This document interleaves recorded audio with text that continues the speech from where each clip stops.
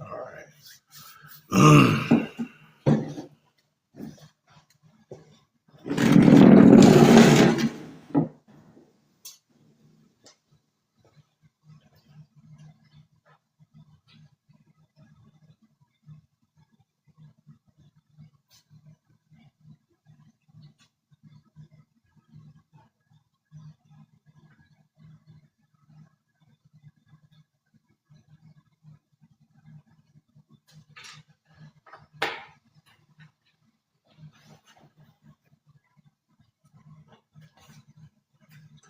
Definitely about to get on someone's ass right now. I don't care how that sounds.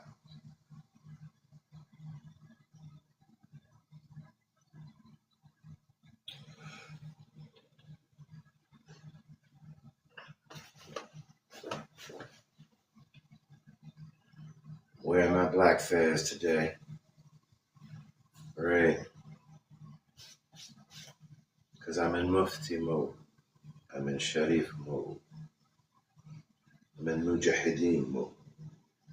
Okay. What's going on with my SpitX? So I've noticed, and I still see it happening, right? That there are people out here um, presenting themselves in many different fashions or styling themselves in many different fashions, all pertaining to Moroccans and Moorish and Moor and this and that, right?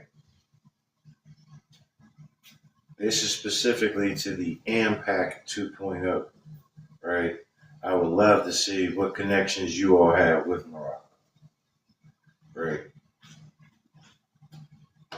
So let's go upstairs again. There is an individual, and by the way, he is an individual. They're not even, at least to my studies, um, they're not really too organized, right? But I heard a gentleman say that he's a Moroccan, right? He's a Moroccan national. So he's saying that he has Moroccan nationality. All right. He's saying that he's a Moroccan. Can you see that? A little bit. But him and other people, right? They are saying, hey, we are Moroccan nationals. Do you know what it means to be a national of a country or a state? Right? It means you were born there. It means you were born there. If I'm a Chinese person, right, and my mother and father had me in Morocco, right, I would have Moroccan nationality. I'd still be a Chinese individual, right? But if my birthplace is Morocco, that's my nationality. That is my that is where my birthright, citizenship or subjugation, if you will, um, is present. There's people out here saying that they are not Moorish Americans, right? And that's fine. And they're not even calling themselves Moroccan American, right? These nut ass niggas are literally saying that they are Moroccan nationals, yet they have birth certificates in America. They have social security numbers in America, right? Everything that identifies their citizenship and their nationality here, right? Their right of birth, right? They're worried about their right of blood. By blood and by descent, I'm an American. By descent and by birthright, I'm an American. Me person, right? I had Moroccan ancestry that until this brother came on the scene and I became aware of him, I didn't even know that I had more Moroccan blood in me. I didn't know that, you know. I was out here running around. I thought I was black, you know. Didn't want to be colored, didn't want to be Negro, but whatever. these same people who I'm pointing out specifically, they speak negative. They speak down on Drew Ali, all right? And if it wasn't for Drew Ali, these nut ass niggas wouldn't even know that they had Moroccan lineage, right? But you have these nut ass Moors out here, and they're like, oh no. Give me a moment to fix that shot. Oh no. Does that go in? That goes in. Okay.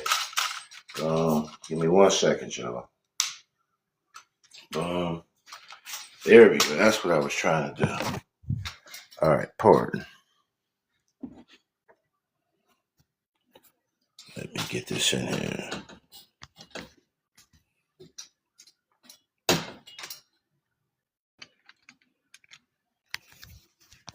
It's a lot of clowns, right? A lot of clowns. There we go. And plug it in. And we're good to go. Okay. We have a lot of clowns out there. They don't understand nationality. They don't understand citizenship. They don't understand as a matter of fact, these people are here in America, American citizens through and through, though they deny it, right? And they have no connection outside of them saying that they have a connection, right? They have no connection to the Moroccan government. None. And they're out here talking about decolonization. And their minds are colonized as hell. Because they out here, they're not acting like Muslims, mind you. The state religion or the way of life in Morocco is Islam. And in Islam, everybody's family. But these nut ass niggas is out here and they're not, again, they don't understand anything relevant to being a Muslim or being a Moroccan. Okay?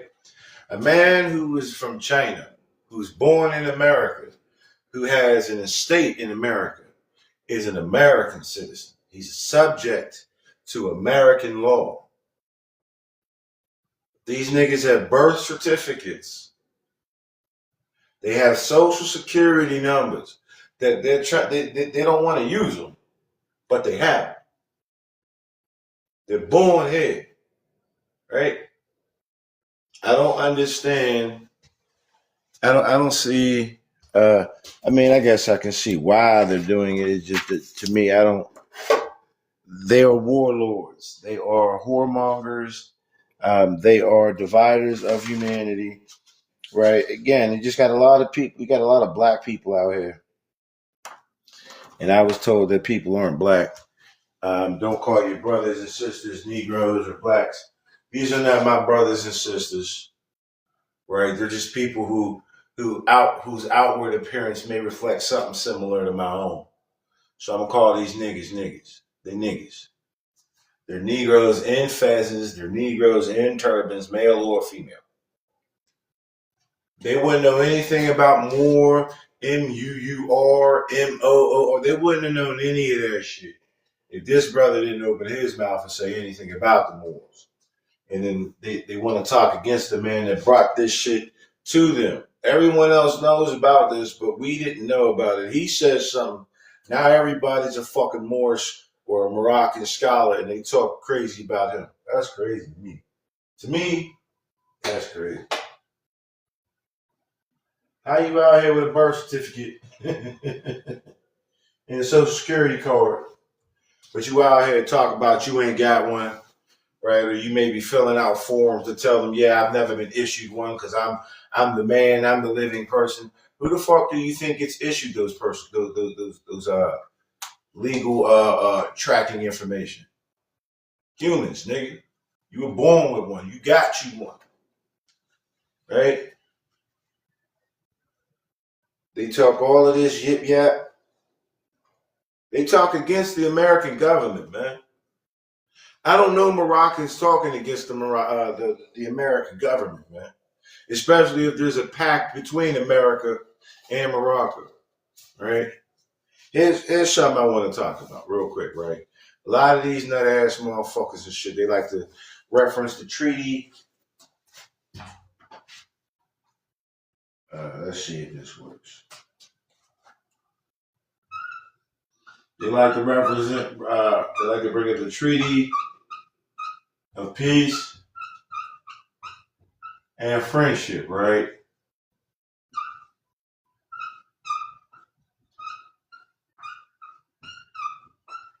Between the United States and Morocco, right?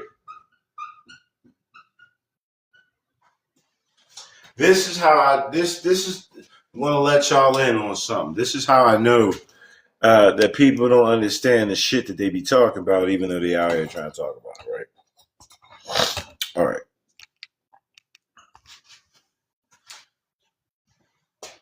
I guess y'all really can't see that. I gotta get. Ooh, pardon. So I do have other markers. Where are they? There they are. All right, cool. Yeah, because I'm not. Come on. Abierto. There we go. All right. Let me rewrite this. Hopefully, y'all will be able to see it better in black and white than blue. So these people, they like to bring up the Treaty of Peace and Friendship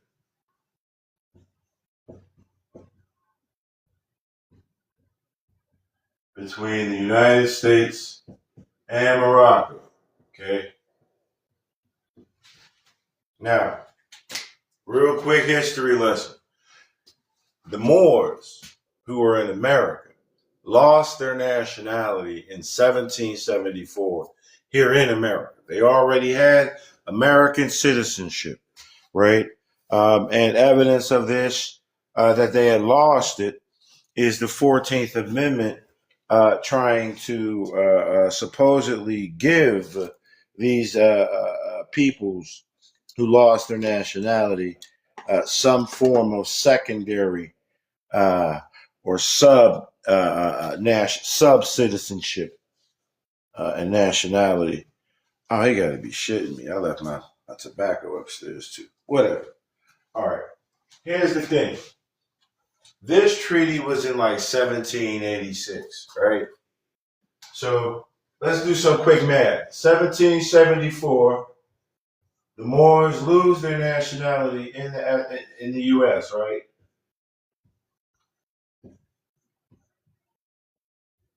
Because they were out there not acting properly as Americans, right? They were following some other shit.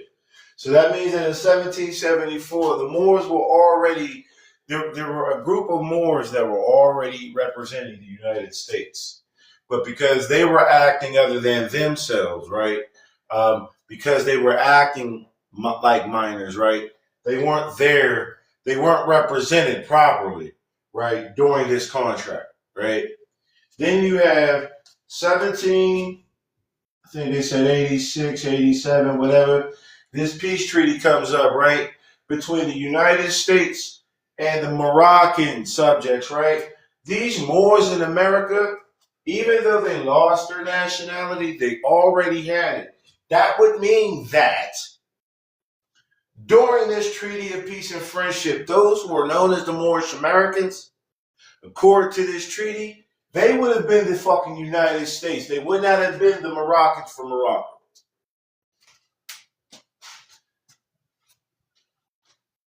Already have nationality as United States citizens. We already have U.S. nationality and citizenship. We lost that shit in 1774. What happened in 1774? The United States of America became what it is under the North Africans, Middle Easterners, and Europeans.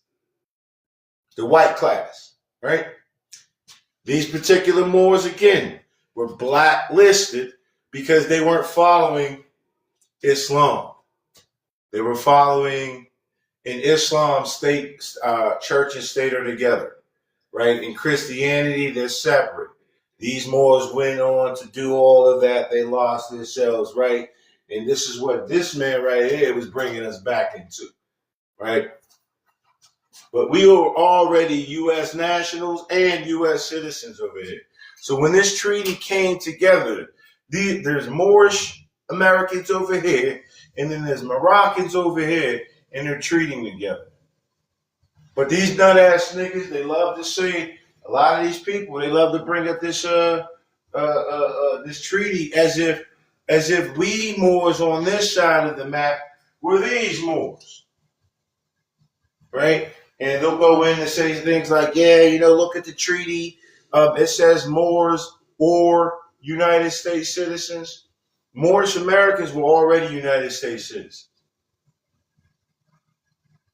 I'm saying all of that to say that these Moorish Americans, that these American-born Moorish people who are trying to identify with the Moroccans from Morocco, right?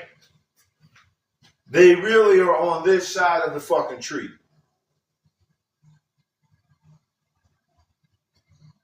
But you got them out here talking about, oh yeah, we're not. Look at the treaty. It says Moors and United States citizens. These are numbskulls. Right? These are belligerent people who are out here attempting to talk about shit that they don't have their concepts correct. Right? They're out here again. They're anti-government. Now, Noble Drew Ali in the early 1900s, he was dealing with Moroccan people, not Moorish, right? I was on a live feed yesterday, good 6-hour live feed, right? There was a brother from Morocco, actually from Morocco, not Moorish American, but Moroccan American, right? Because he could tell you in these days and times he can trace his lineage to a specific place in Morocco, right? So that's the difference between Moroccan American and Moorish American. Moroccan American means that you do have current standing with the Moroccan government, right? He may have been born in Morocco. His mother and father, or father may have been born in Morocco, right? But he's here in America. All right, so I was online with that brother and another Moorish American brother. And I explained to them both, right, that during the time of Drew Ali,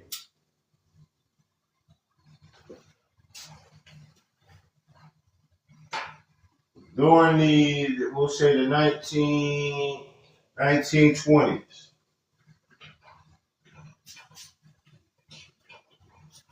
during the 1920s,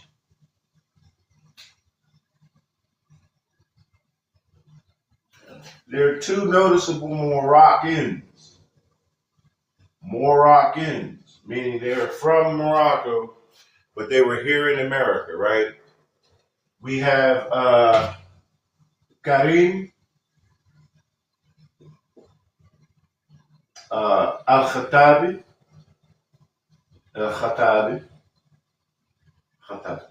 right? Now, I don't know if any of you all are familiar with who this individual is, right? But he was the motherfucking general in the Rift Wars when Morocco was going against France and claiming their own independence, right? And again, a lot of these numbskull Moors that I'm talking about, right? Damn, I lost my train of thought real quick.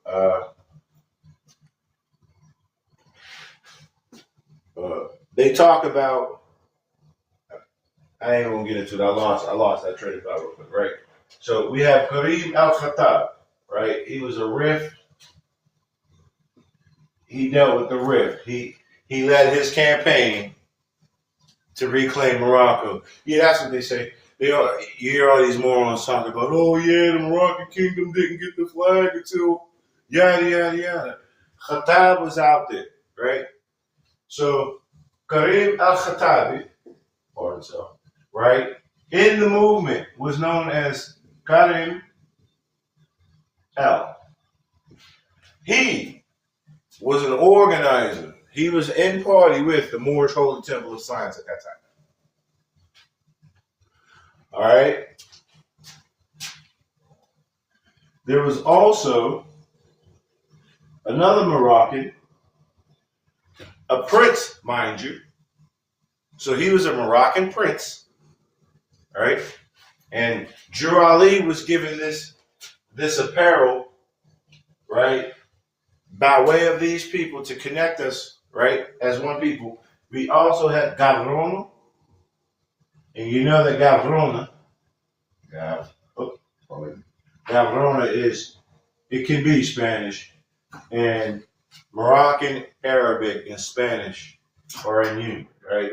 So he was known as Gavrona Mustafa,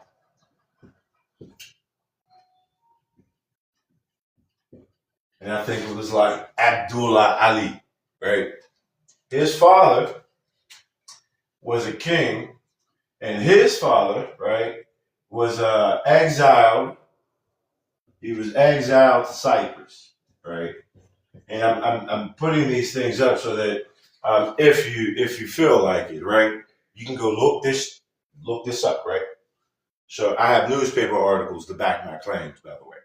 So this brother, Gavrona Mustafa, right, he was in Toledo, Ohio, open carry, right? You can't have open carry in Toledo. You can't. I don't think that you can open carry at all anywhere in Ohio, right? So him and another member of the Moorish Temple of Science were arrested, right? And it mentioned that Gavrona Mustafa Abdullah Ali, right, was an organizer for the Moorish Temple of Science. He was given preferred treatment, right? But nonetheless, I'm showing that there's a correlation. There were Moroccans there were Moroccan nationals in America who were connecting with the concept of the Moorish Americans. Okay?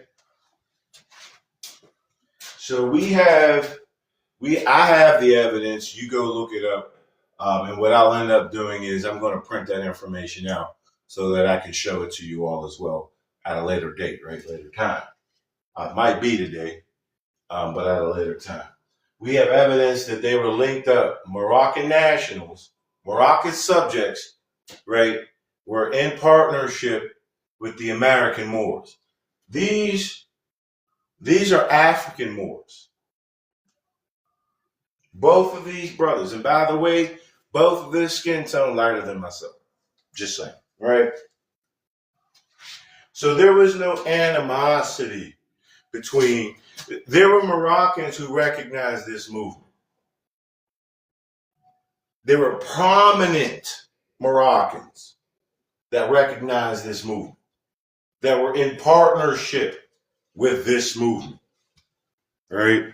But here we have all these weirdos speaking crazy against this movement. To be a national, as a matter of fact, yeah.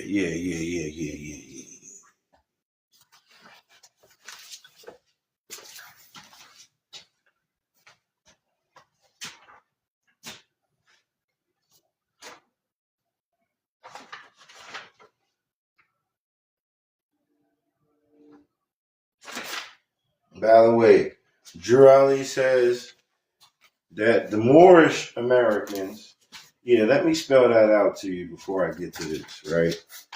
So that we have a concept to stand on.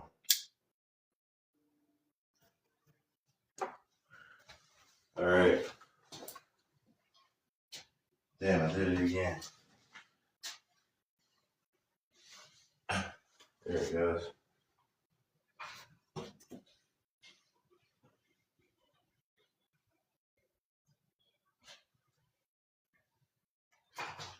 The claim that Jurali makes of his Moorish Americans. Why are we Moorish American? Right? We have descended from, meaning we're of these people. We're descendants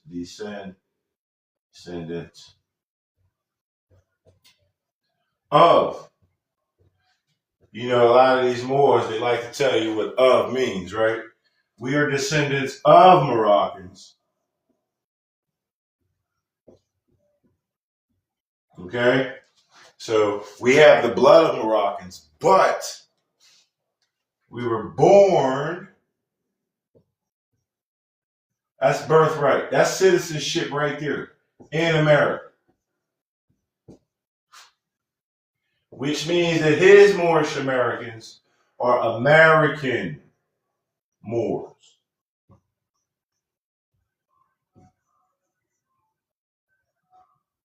Not African Moors.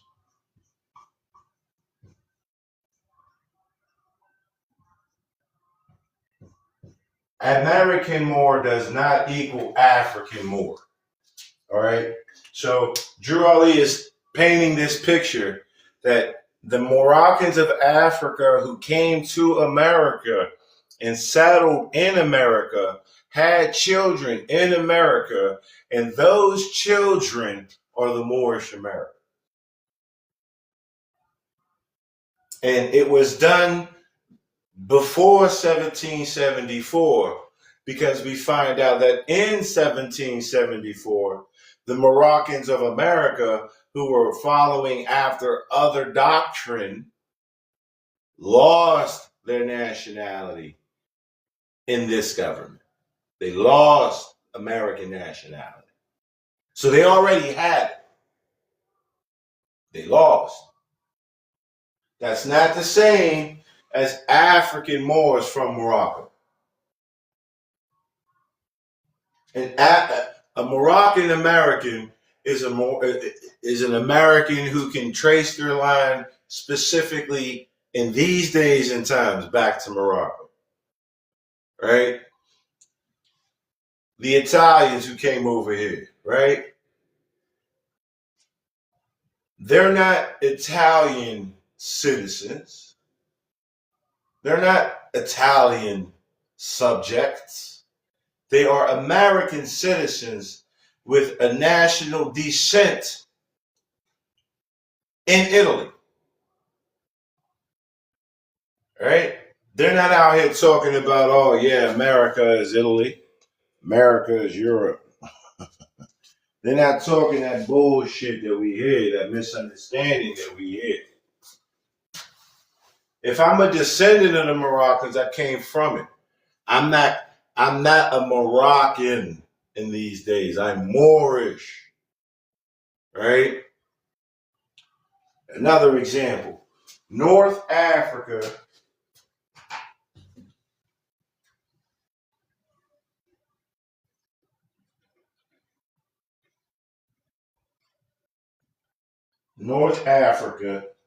consists of Morocco, Tunis, Tripoli, Algiers, Libya, Egypt, Sudan, Mauritania,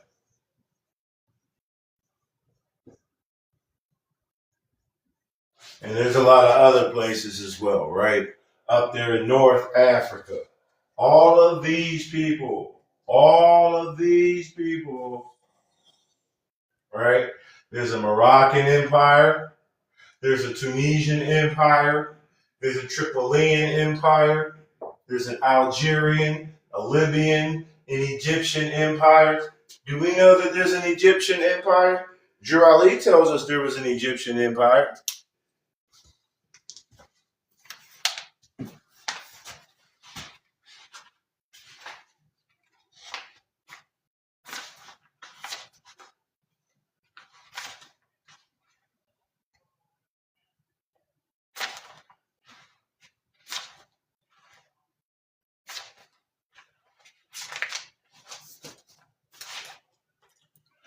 Drew Ali says that there was an Egyptian empire, the capital empire of the Dominion. Right? You got these nut ass Moors out here telling you that the Moroccan Empire, right, is just the highest empire. The Moroccans got permission from Egypt. The Moroccan Empire, those who were, and mind you, they weren't Moroccans at the time when they got permission. They were Moabites. Did you know that the land of Moab is not in Africa? The land of Canaan, the land of Canaan. Let me tell you what Drew Ali says, right? The inhabitants of Africa, all of Africa, are the descendants of the ancient Canaanites. All of these people are descendants of the ancient Canaanites. As a group, one family, right? And it says, from the land of Canaan. It says old man Cush and his family were the first inhabitants of Africa. Meaning what? Meaning they came out of Asia into Africa. It says his father Ham and his family was second. Then came the word Ethiopia, which means a demarcation land or the splitting of the lands between the father and the son, right? This is trust law.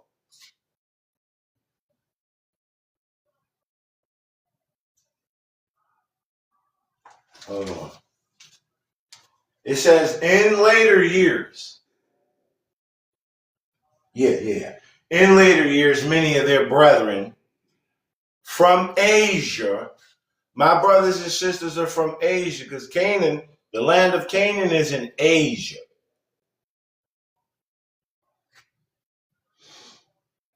In later years, many of their brethren from Asia and the Holy Lands joined them. Now listen,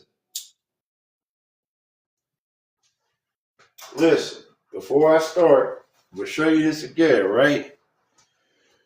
It says that Egypt is the capital empire, right? It says the Moabites from the land of Moab who received permission from the pharaohs of Egypt to settle and inhabit northwest Africa, right? So these Moabites from Asia came in through Egypt, got permission from Egypt to settle the lands, and they went as far west as they could on the African continent, set up Mauritania and Morocco. But it says that all these other people did the same fucking thing.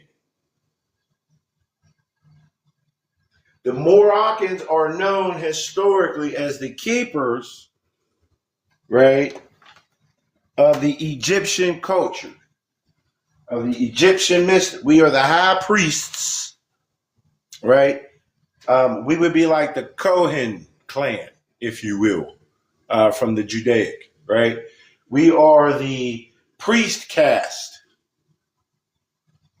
all right, that came across and taught, who taught the Egyptian mysteries, if you will, which is colonialism, colonization, and civilization are the same thing, right? They may have negative connotations that go with them, and most of us are aware of when we hear the term colonizer, it's supposed to be a negative thing, right? But to colonize means to structure. That's all it means. It means the structure. All right. So the Moroccans have the Moroccan Empire. Oh, I didn't even read the rest of it. Pardon self. Pardon self. Pardon. Listen.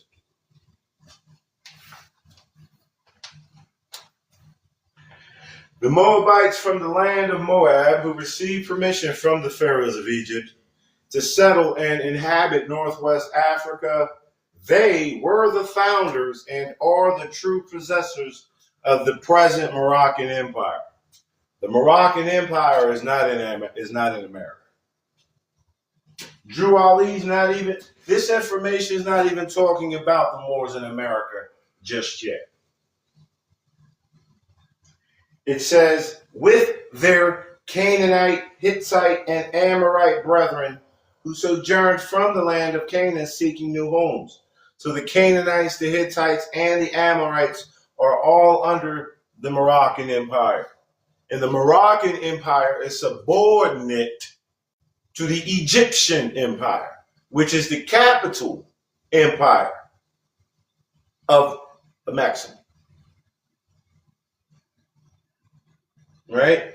So the Moroccan Empire, right, which then extended itself, right, by way of the peoples coming over here, right, and extended to America.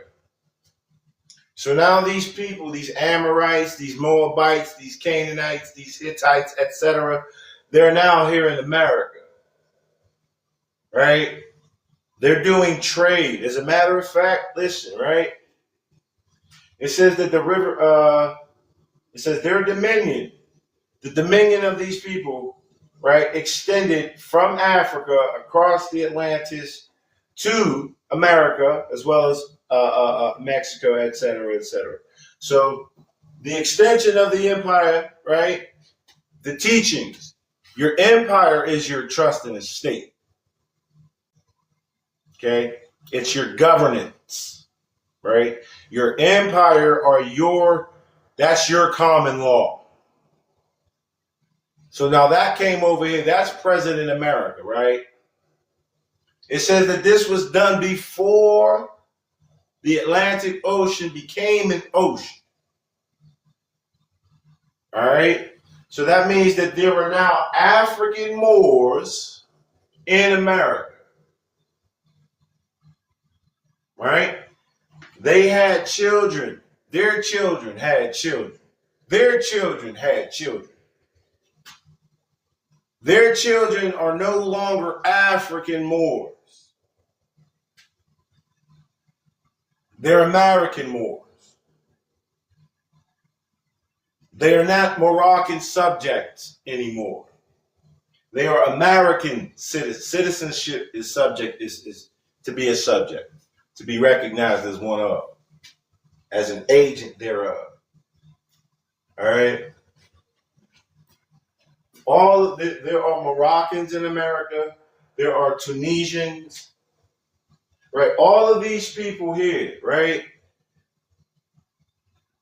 they are under the Moorish banner. Moorish does not mean, in this sense, it doesn't mean Moroccan. Do your research on the word Moor, and you'll see that the word Moor and the word Moorish has different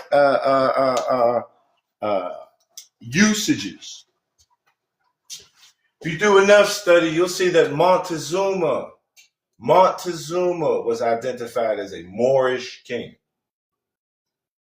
Montezuma, the so-called Indian, right? He was known as Moorish. Why? Because Moorish at that point meant dark skin. Not necessarily from Africa, right? But anyway, now let's get to what Ali had to say.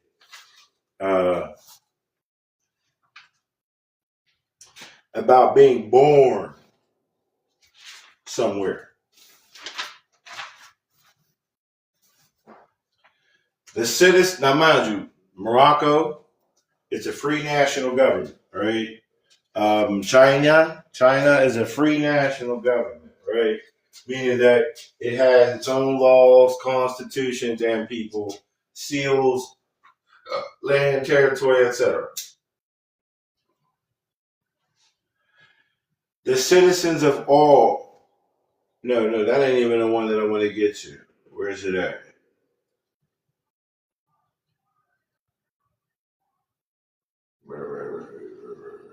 Right.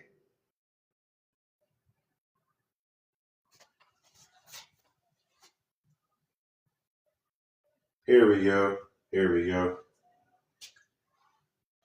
Just a short paragraph. I love my people, and I desire their unity and mine back to their own free national and divine standard, because day by day they have been violating the national and constitutional laws of their government.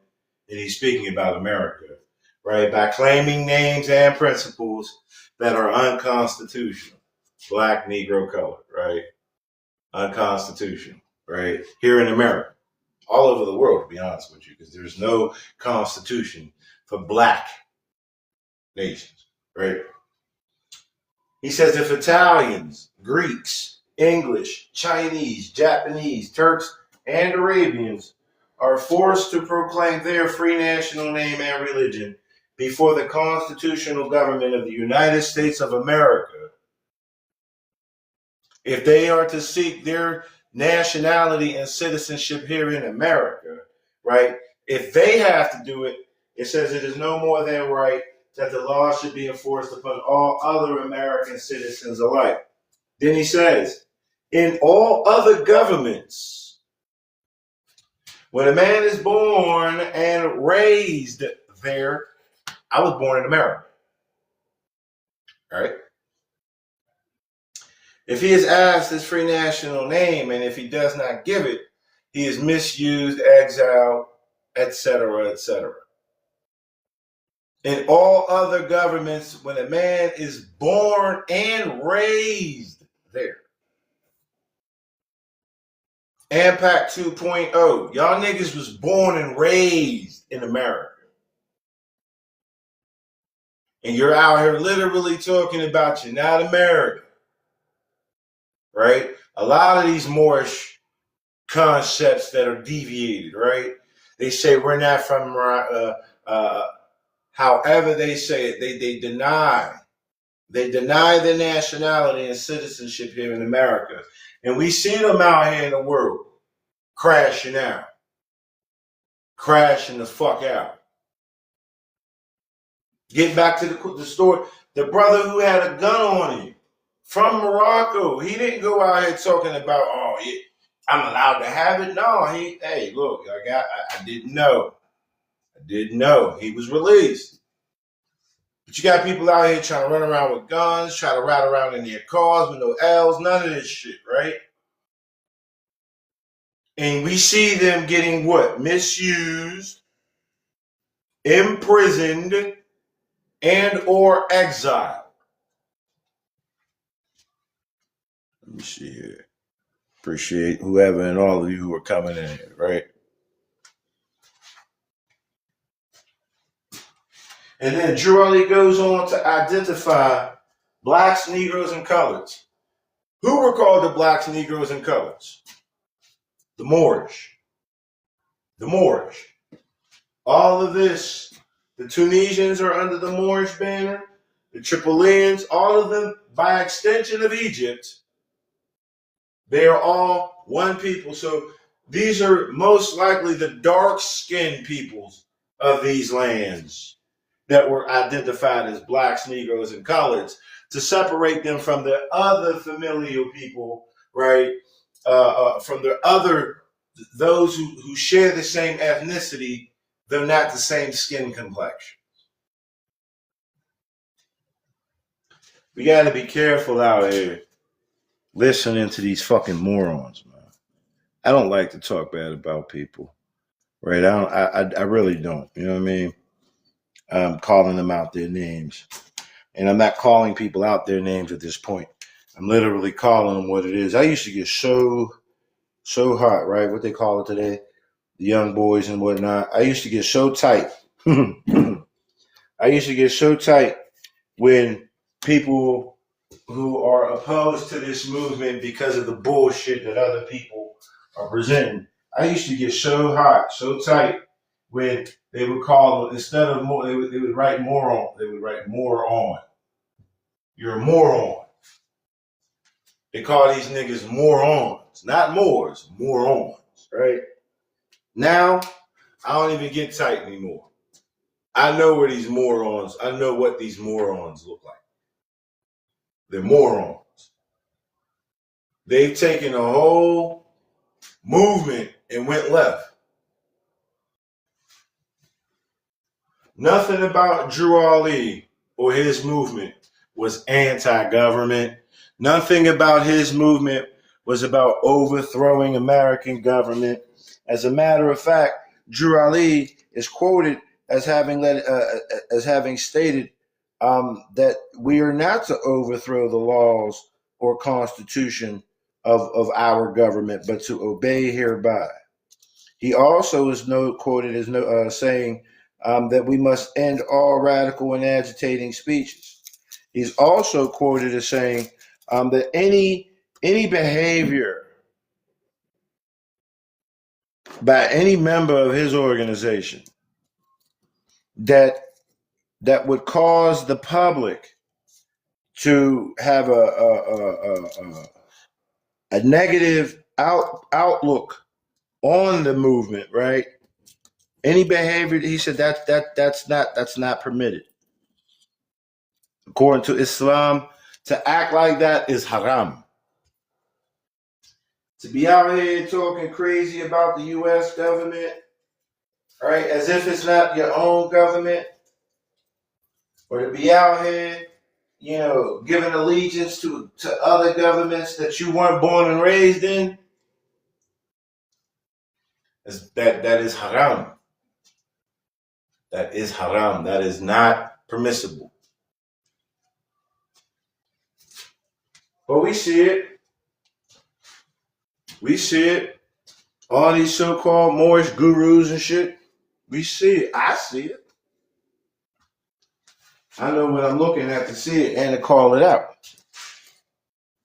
Now, AMPAC 2.0 and all these other movements, right? They tell you off rip that they don't follow Noble Drew Ali. Cool. So stop fucking talking about specifically AMPAC. If you don't represent the Moorish Divine the National Movement, stop fucking talking about the Moorish Divine the National Movement in the positive or in the negative. That's not your movement.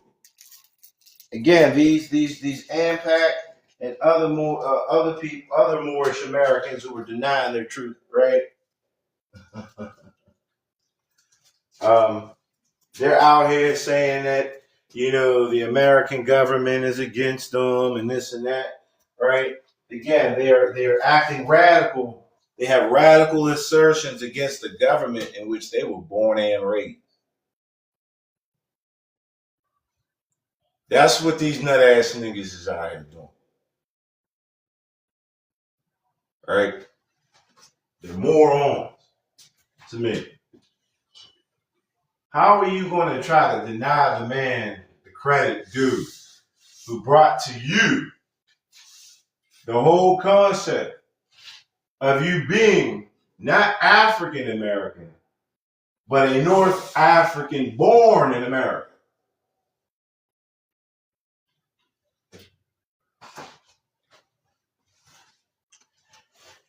There's a cloud. You see him out there. Hey, Moroccans, my fellow Moroccans. Nigga, you're not a Moroccan, bro. I'm not a Moroccan. Excuse me. Yeah, I'm not a Moroccan national. I'm a Moorish American national. I'm an American national and citizen. My birthplace is Pennsylvania. It's not Fez, Morocco. It's not any of the other places in Morocco that a lot of these nut-ass people like, oh yeah, I'm from Casablanca. Oh yeah, I'm from Fez. You've never fucking been there. Your parents have never been there. How the fuck are you from there? Big cap out here. You know what I mean? And I speak like this in this manner in regards to it because, it's a shame. I'm out here every day, right, in the world, right? I used to be out here rocking the fez. I used to be out here rocking the fez. I don't even rock my fez out in public anymore, right? And my reason being that all of these knucklehead morons out here with their fezes and turbans and shit, speaking against the government, has left a stain, right, on the whole concept, on the whole identity, right? You got these clowns out here talking about, oh, they done stole our fez. No, the fuck these people didn't. The Turks wear the fez too. The Turks are European and they're Muslim. This is an Islamic, this is a higher gnosis thing. I see other people wearing fezes or things that are similar, that look like a fez, that have the same meaning, right? What did George Carlin say? People with silly hats? I see all of the silly hats, if you will. And I know what they mean. I know that the Plains Indians, they wear the war bonnet. This is a war bonnet minus the feathers, by the way. A war bonnet to me looks like a kufi, right? And they have all their feathers around it, which is similar in application to the tassels that are worn on some feathers. I've seen American Indians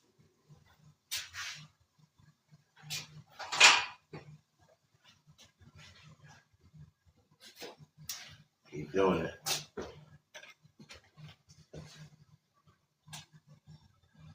I've seen American Indians whose headdresses look like this, right?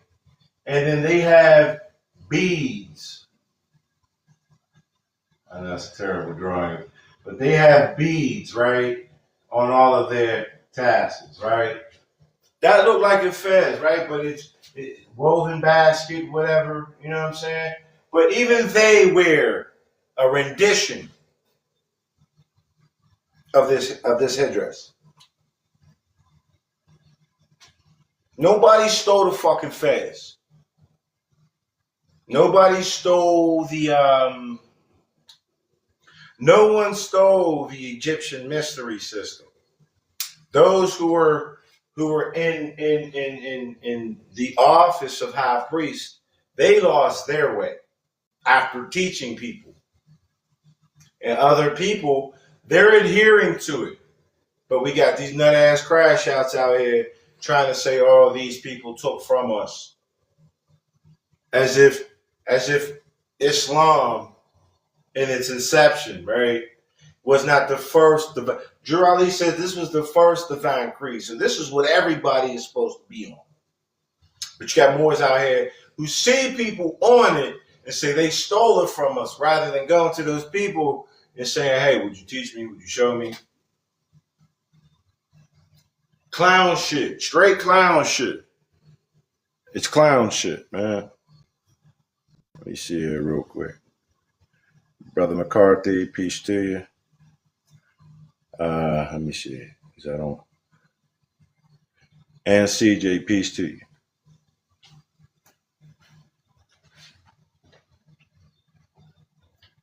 Go to Asia. You'll see some rendition of this. This here. Go to Siberia. Go to China. Right? You'll see villages where their housing is set up damn near like pyramids. Damn near like pyramids. Right?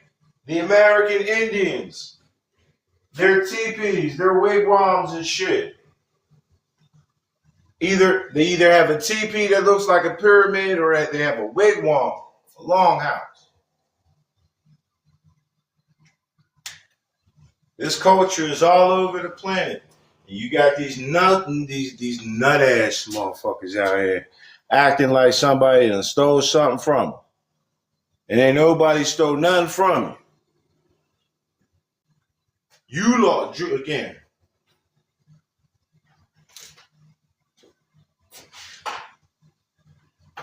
What I'm about to read, it's the same, it's from the same chapter of Egypt, right?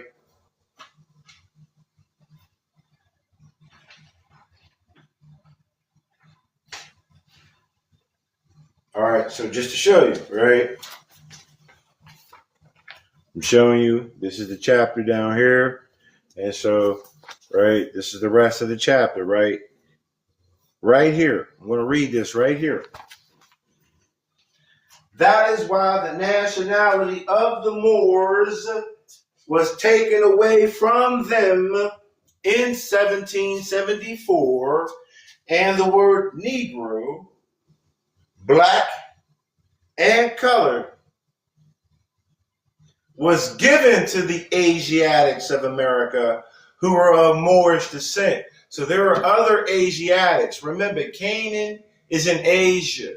Moab is in Asia.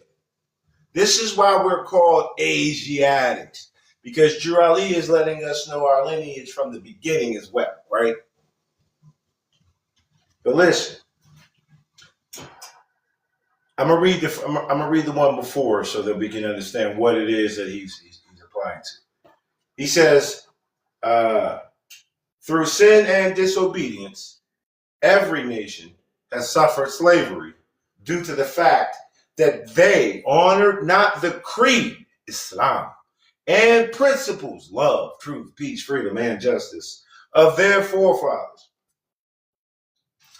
That is why the nationality of the Moors was taken away from them, because they didn't honor their creed and principles. Not because somebody else said, oh, fuck, we don't like them niggas because they dark. No, these niggas ain't acting right. We can't let them be out here running around here fucking shit up.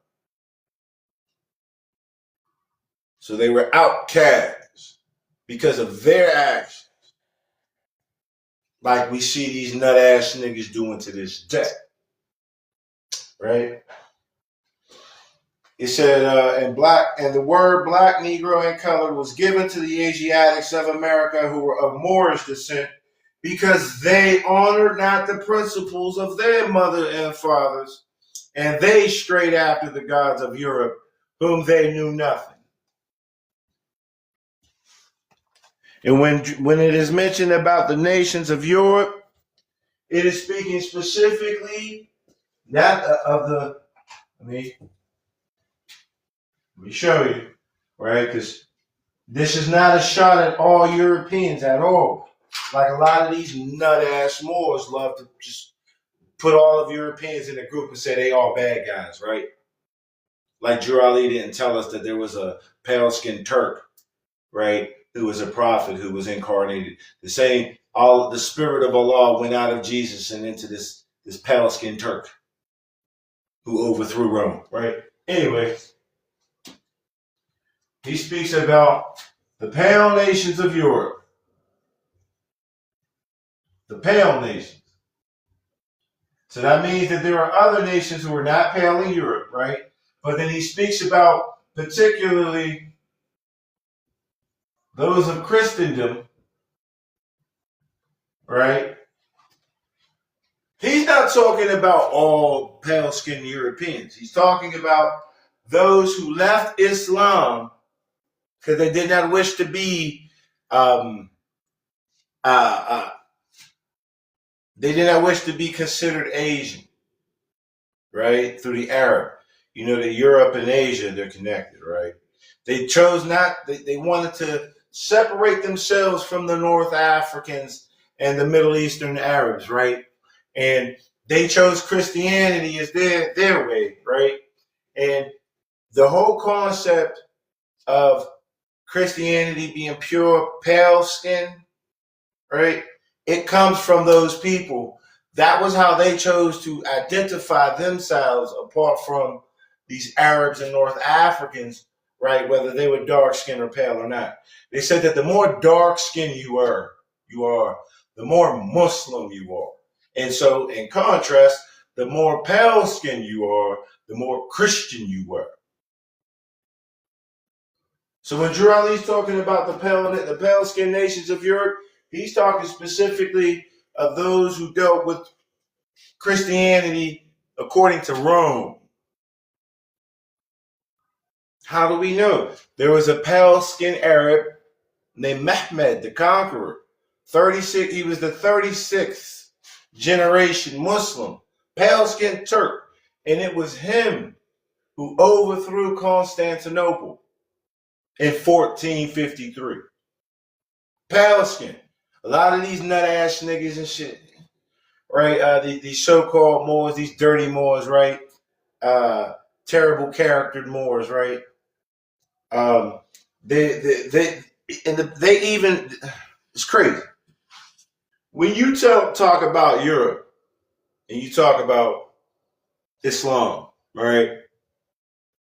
They try to say, oh well, in ancient times there were no pale skinned people, so it must be identifying with all dark skinned people. That's not what Noble Drew Ali was saying. They're trying to say, oh yeah, well, are we sure that he was pale skinned? Yeah, the fuck, I'm sure he was pale skinned. He was a pale skinned European Muslim.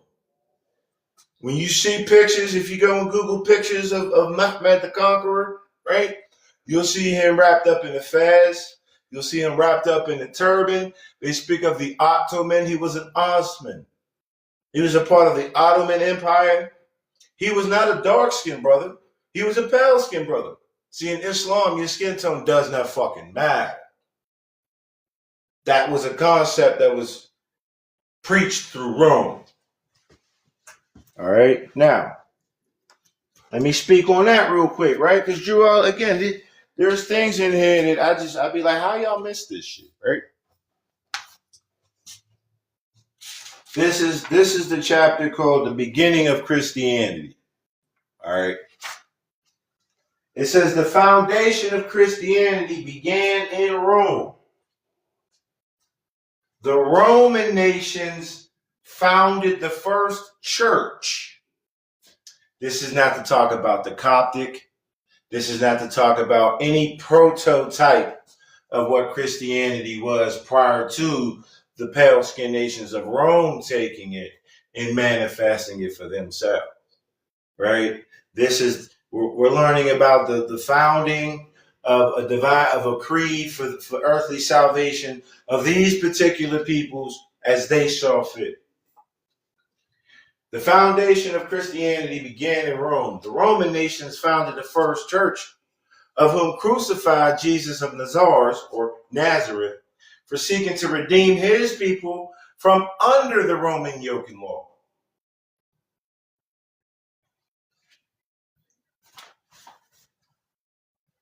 Skip back to that first chapter that last chapter real quick. What did he say? What? Let me see. Is it? All right. So it might actually be. Nope. That is why the nationality of the Moors was taken away from them in 1774, and the word Negro, black, and colored was given to the Asiatics of America who were of Moorish descent, because they honored not the principles of their mothers and fathers and strayed after the gods of Europe, of whom they knew nothing. Okay. Jesus himself was of the true blood of the ancient Canaanites and Moabites and the inhabitants of of Africa. So he was Afro-Asiatic. In these days, if Jesus, right, were to come back in these days, and he wanted to identify his race, Jesus would identify with Mina.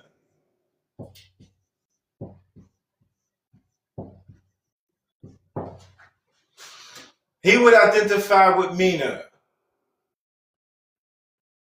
All right? Mina used to be white. The classification of white used to, Mina said, hey, we don't want to be identified with these Europeans who have basically gone off their way. So we want to be acknowledged as Middle Easterners and North Africans. We learned that Jesus was of the true bloodline of the ancient Canaanites, right? And we know that we just read that the Canaanites came down through Egypt, right, out of Asia, in the Africa through Egypt. He would identify as white, or he would identify as Mina, having dark skin and all.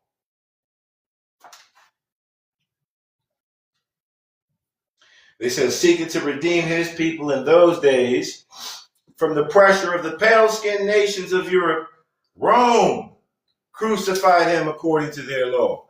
He said Rome. Historically, right, this pale-skinned Turk named Muhammad or Mehmed, right, who we have as a prophet in Islam, he lived to the west of Rome. He was not on, he was born in Turkey, but he was not born in the area that was closer to Asia. He was born in an area that was still in Europe. At that time, they didn't call Europe and Asia something separate. It was Eurasia. It was one. But this whole teaching is showing us that the Palestinian nations of Rome decided to be their own, right? So he was born not far from Constantinople. All right. Wait a minute. There we go. Hold on. It says, then Europe had peace for a long time until Muhammad I came upon the scene and fulfilled the works of Jesus. Muhammad I is the father of Muhammad II. Muhammad I, he led a campaign against Constantinople. His son came through and finished that off. And Constantinople, right? Constantine, I think it was Constantine the 10th, the 9th of the 10th. By then, right? That whole thing fell, and it is today known. The Roman capital at that time is now known as Istanbul. A little history lesson for you. Istanbul. We heard of it, Istanbul. You heard of it. You may have heard of it. That's in Europe. That's not in Asia. It's not in Africa. There is an Islamic land mass. There is Islamic territory in Europe. Certified, verified, Istanbul. Used to be the Empire of Rome. And they came to take it back, so to speak, right? It's the Muslims took the land back. Anyway, the holy teachings of Jesus was to the common people. You know who the common people are? That's the people with social security numbers. That's the people who are not in official capacity. That's the people who are not operating with their national citizen ID that secures their common ID. Right? It says the holy teaching of Jesus was to the common people, to redeem them from under the great pressure of the hands of the unjust. He brought the common law to the common people. His teachings were to the common people to lift them up so that they, like himself, will be recognized as a national with birthright. Because with nationality and birthright, you have the right to vote. You have the right to hold office.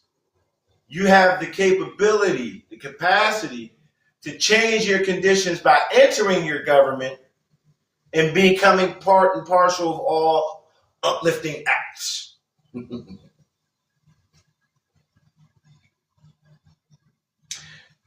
That the rulers and the rich would not oppress the poor. Also, that the lion and the lamb may lay down together, and neither would be harmed when morning came. So the teachings of Jesus, it was not just common law. It was equity as well. It was not persecution. Common law is strict. It's persecution. I don't care that you didn't mean to do it, you did it. All right. Equity says we'll give you some leniency. We'll consider your intention. You still have to pay for whatever, you still have to redeem yourself, right? But it's not going to be harsh. That is Islam. Okay?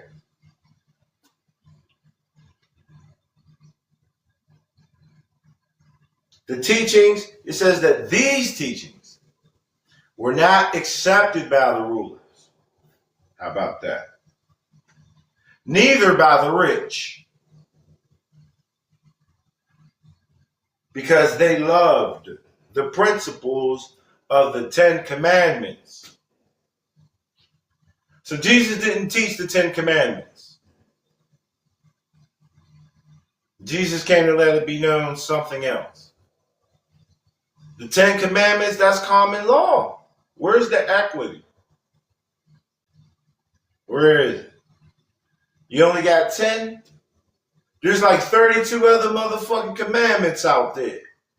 Or negative affirmations out there. You just got 10? Anywho. Through the Ten Commandments, the rulers and the rich live, while the poor suffer and die. The Ten Commandments, that is the steeple of Roman Catholicism. They tell you, do not covet your neighbor's property. Whole time the Vatican got everybody's motherfucking shit under in their tunnels that don't belong to them. By the way, yeah.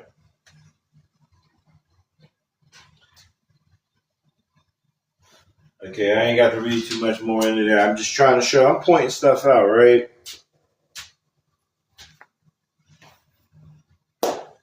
So when we're and even still, even in spite of the fact that Drew Ali is pointing out what the iron hand oppression of those pale-skinned nations, even though he's identifying that, he's not telling you that all Christians are bad. He's not telling you that all Europeans are out to fucking get you. He's not saying that.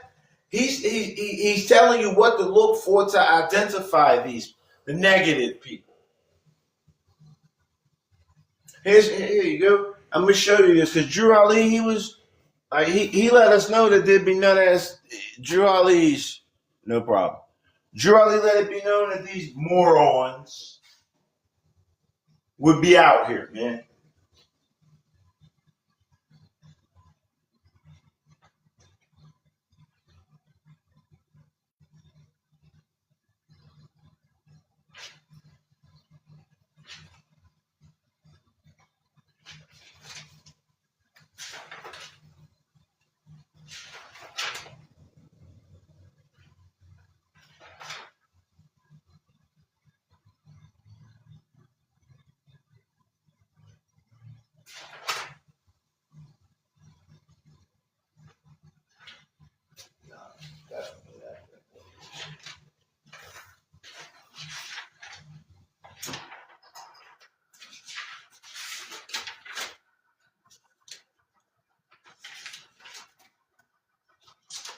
Called to be proclaimed at every meeting.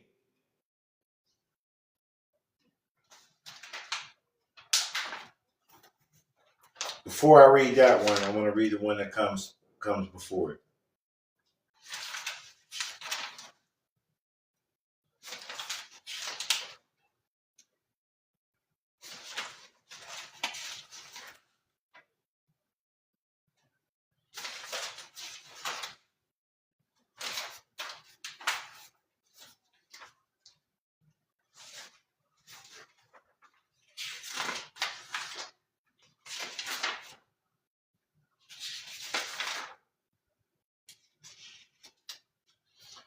So I'm going to read this first one, and then I'm going to go back to that one.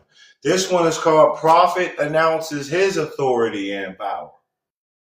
This is notice. It says forced to make changes. So he's already forced to make changes. Why? He'll tell you why. All governors and other officers of the Moorish Science Temple are hereby congratulated for their past loyalty and fidelity, for I know it will be the same in the future. Because of certain incidents that have arisen in some of the temples, which seem to come from the fact that there are those who do not know where the seat of power is vested, the prophet has ordered the following to be published. All authority and power of the Moorish Science Temple of America is vested in the Prophet Noble Ali and those whom he appoints to act as in the supreme body. The Prophet has the authority and power to expel any officer or member of the Moorish Science Temple of America who willfully violates or refuses to comply with the rules in regard to branch Moorish Science temples, and such suspensions and expulsions shall stand until in the judgment of the Prophet, the members and the officers shall have made satisfactory atonement. All officers and members of the Moorish Science Temple of America and such rules and regulations of the Constitution shall be in writing and not at variance with any law of the city, town, or nation, which the prophet shall declare a law. Did y'all catch that? City, town, or motherfucking nation. These niggas is out here talking about, you got some over here talking about the divine constitution. You got other people out here talking about, the Constitution of the United States doesn't apply to us. Fuck is you talking about? During this session of the convention, all rules, regulations, and laws of the Constitution, and as such, might be enacted and ordered by the prophet, shall express, during this session of the convention, all rules, regulations, and laws of the Constitution, and such as might be enacted and ordered by the prophet, shall express and explain in detail, so there can be no doubt as to what is required of each officer or member of this organization. The prophet will positively not tolerate any interference with the operation of this national divine movement from anyone. And then he signs off. Now let's go to this one here, right? To be proclaimed at every meeting. Islam. I am glad to know that I have a few faithful Moors among you all, and I desire for them to know the truth and the divine truth. There is a host of jealousy about me and the movement now that comes from the people of our side of the nation who thought that I was just a joke and unreal. But now, since they have found out from the government officials and the nations of the earth that this is the only sole foundation that all Asiatics, so not just the Moroccans, but the Egyptians, Tunisians, Arabs, etc., everyone from the land of Canaan, right? That this is the only sole foundation that all Asiatics must depend upon for their earthly salvation as American citizens.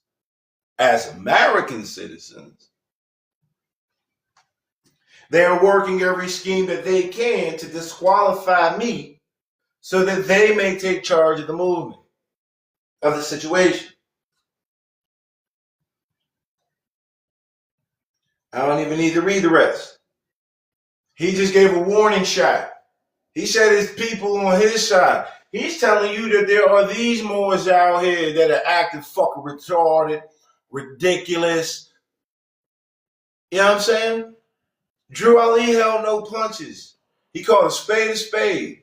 He said that there were pale skinned nations out there doing wrong, and he's saying that there's Moorish, which also have pale skins in them too. But he's not. He's saying that, hey, there are people dealing with Christianity that are fucking up. He said, but specifically, there's people in our own movement that's fucking up. Let's see what Drew Ali's talking about, right?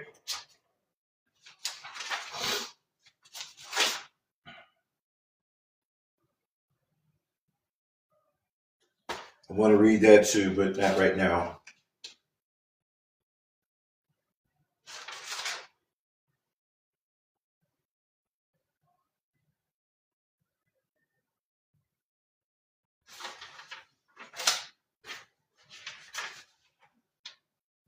All right, I think this is it.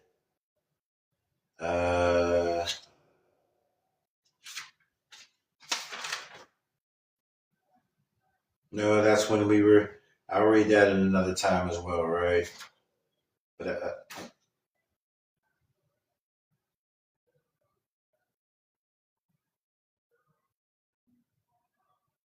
okay, no, that's not it. Where is it at?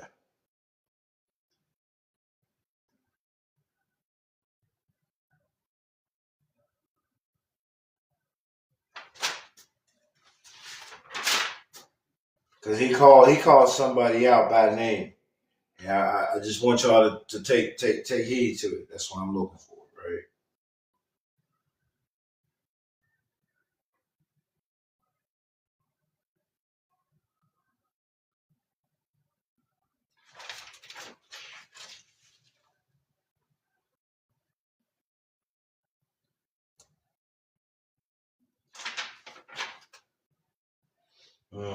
Is that pen by Drew?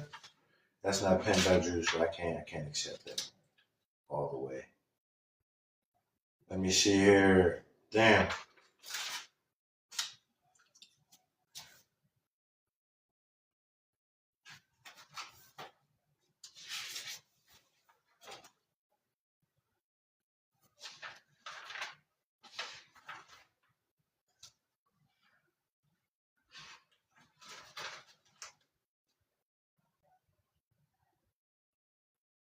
Mm-hmm.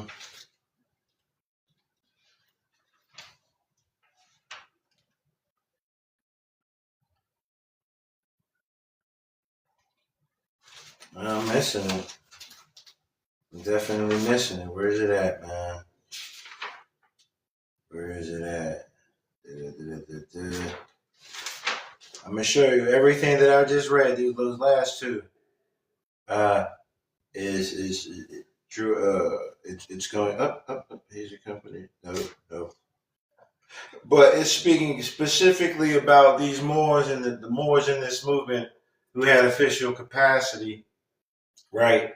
Who thought that he was a joke and tried to take the movement over from him, right?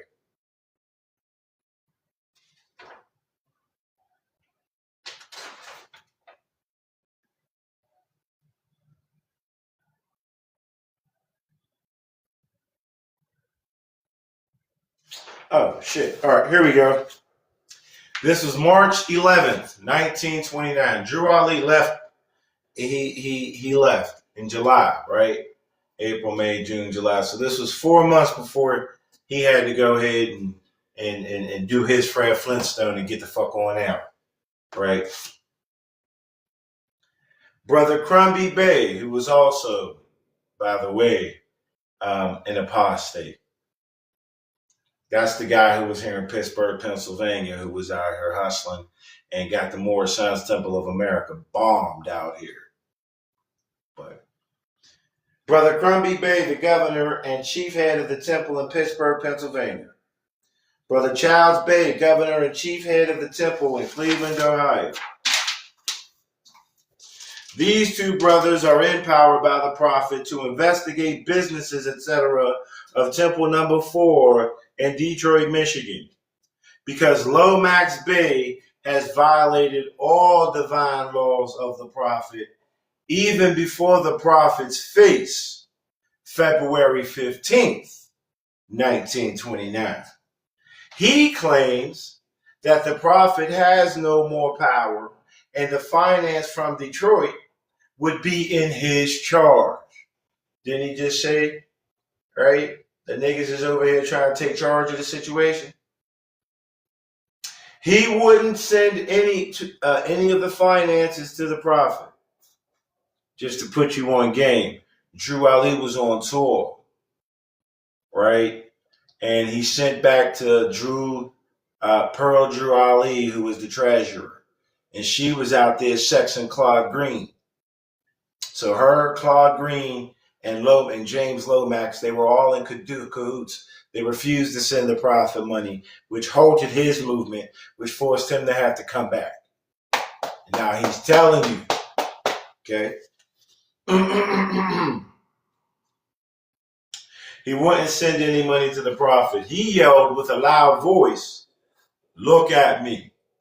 I will guide you through." In front of the prophet, in front of all the people, 1,500 people, he had the ball. He dragged his nuts and said, "Fuck that nigga. Run with me. I'll lead you through." His nuts and said, "Fuck that nigga. Run with me. I'll lead you through."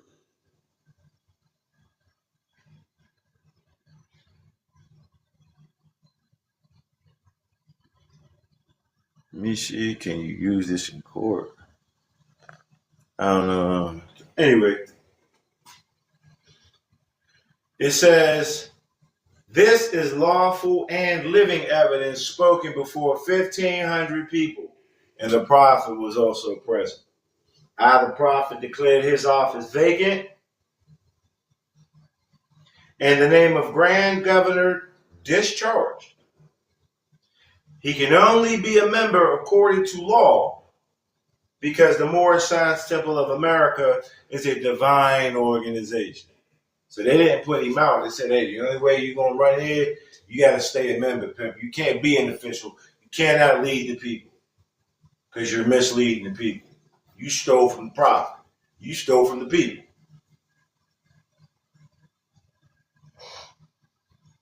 Here we go. Yeah. He says, each temple is under supreme guidance of the prophet. I need y'all to really listen to this.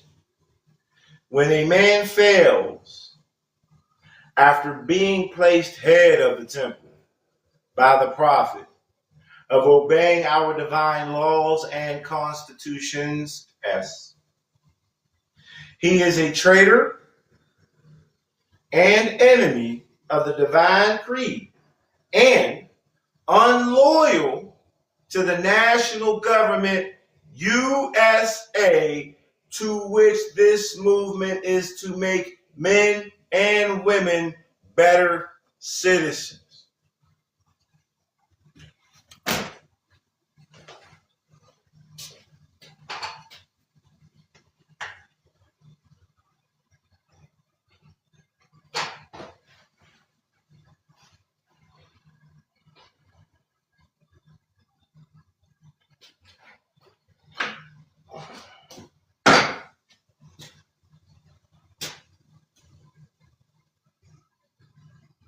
MSTA is loyal to the national government, USA. And the MSTA was created in order to make his members better American citizens.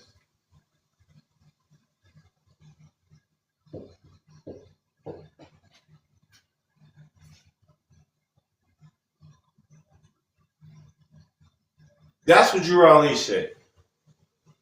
You got all these Moors out here talking about we're not supposed to be a part of the United States government. That's not my government. That's not what Noble Drew Ali said. Noble Drew Ali said that we're supposed to get back with the Moroccan government or with the Indian government. That's not what the fuck he said at all. And just to show you all, right, these newspaper articles, right, some of them we know are not written by Drew Ali, but they were authorized by him, right? But then you have those that literally he puts from the prophet and puts his name. This one is from him. This is from him. Any Moors up here telling you the Noble Drew Ali didn't tell us to be, didn't expect for us to be better citizens of the American government, USA, then they either haven't read this or they just can't fucking read. And I'm inclined to accept both. That they didn't read it and that they can't read, because if they did read it, they just overlook it. Noble Drew Ali was not telling us to be Moroccan subjects. He did not identify his people as Moroccan subjects. He identified his people as American citizens and said that if you don't follow, right, the laws, usages, and regulations of his organization, that you are a, what did he say, a traitor? Let me tell you exactly what he called these people.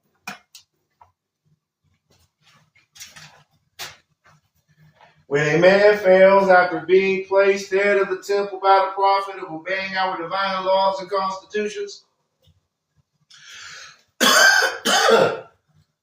he is a traitor and enemy of the divine creed, and he or she is unloyal to the national government, USA, to which the movement, the Moorish Divine and National Movement, is to make men and women better citizens. Better citizens. We're learning how to be better American citizens. Why? Because black, Negro, and colored are not American citizens. And that's what we were called. And black, Negro, and coloreds are given citizenship through the 14th Amendment. And Drew Ali said that the 14th and 15th Amendments are not necessary. The application of them are not necessary for my people and citizens. So what is Drew Ali making his people? Better citizens, American citizens. Let me show y'all something now. Ouch. This was a big thing with some people, right? This is the ship manifest, right? When Noble Drew Ali went to Havana, Cuba. Let me see if I can look up there in the top, right? You see it? Havana, Cuba, right? July 1928, right? Y'all see that, right? The ship was called the SS Northland, right? Y'all see Drew Ali's name there? Here, let me see if I can. Somebody might say, oh man, that's not his name. You see Drew Ali and Charles K. Bay. Y'all see Norfolk, Virginia for his birthplace? But, all right, Chicago, Illinois, right? What does it say up here? List of United States citizens. Drew Ali had a passport. Drew Ali was not out here talking about I'm a non-citizen national. Drew Ali was not out here talking about Drew Ali didn't have a Moroccan passport. Those were a list of United States citizens, Americans. His passport said USA on it. Nothing about Drew Ali's movement was dedicated to separating from the United States.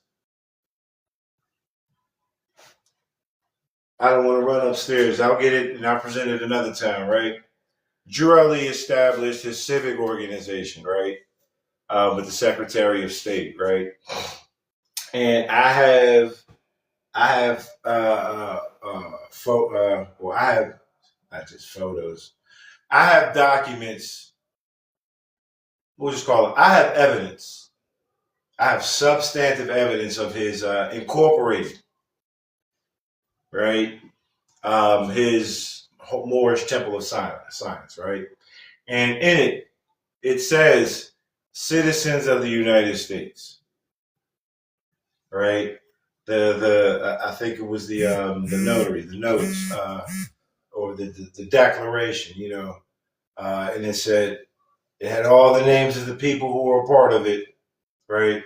And at that time, Lomax Bay was on there too, but it was just James Lomax. So at the time, he wasn't a Bay, right? But they were all identified as citizens of the United States.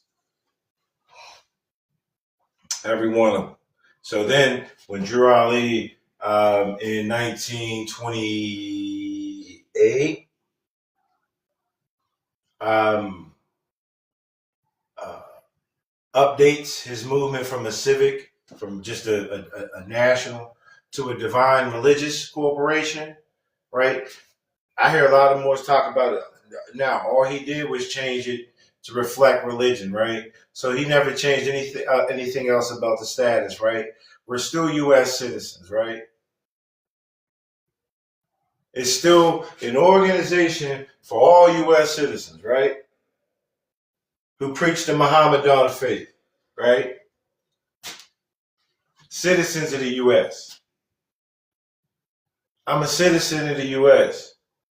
My nationality may be Moorish. It may be of Moroccan descent, right? Because when we came over here, I already had when my ancestors were brought over here, we already had nationality. We weren't brought over here on some slave shit. And by brought over here, imagine who was it, Mansa Musa or Abu Bakr, whoever came over here, right, through the Malian empires and whatnot, right? My ancestors were brought over here on those ships, not on any slave ships. My ancestors were brought over here on their own colonizing expeditions, not as colonized people. I already had my nationality. And again, it says in 1774, the Moors lost their nationality in this government by acting like pale skinned nations of Europe, which divide the people and claim things that are not true. All right. I'm not an African Moor. Those are my bros. Those are my brethren. Guess who else are my brethren? The Arabs. Guess who else? The Italians, the Sicilians. Guess who else? The Spaniards, the Portuguese, right? Because that was all Andalus first. All of them my peoples. I'm not claiming to be from Europe. I'm not claiming to be from Asia. I'm not claiming to be from motherfucking Africa, north, south, east, or west. I'm from motherfucking America. My ancestors come from over there, but I was born right here. My national descent, yes, I'm of North African descent, but my citizenship is here. Did you know that your passport confers your citizenship? Drew Ali had a passport. The U.S. passport in the United States confers your citizenship. Why? Because it identifies the state. Your state is linked with your citizenship. That's your birthright. That's your birthplace, place of birth. I'm from motherfucking America. Drew Ali talked about being able to vote. in state and in all kinds of elections. Did you know that if you're not an American citizen, you can't vote?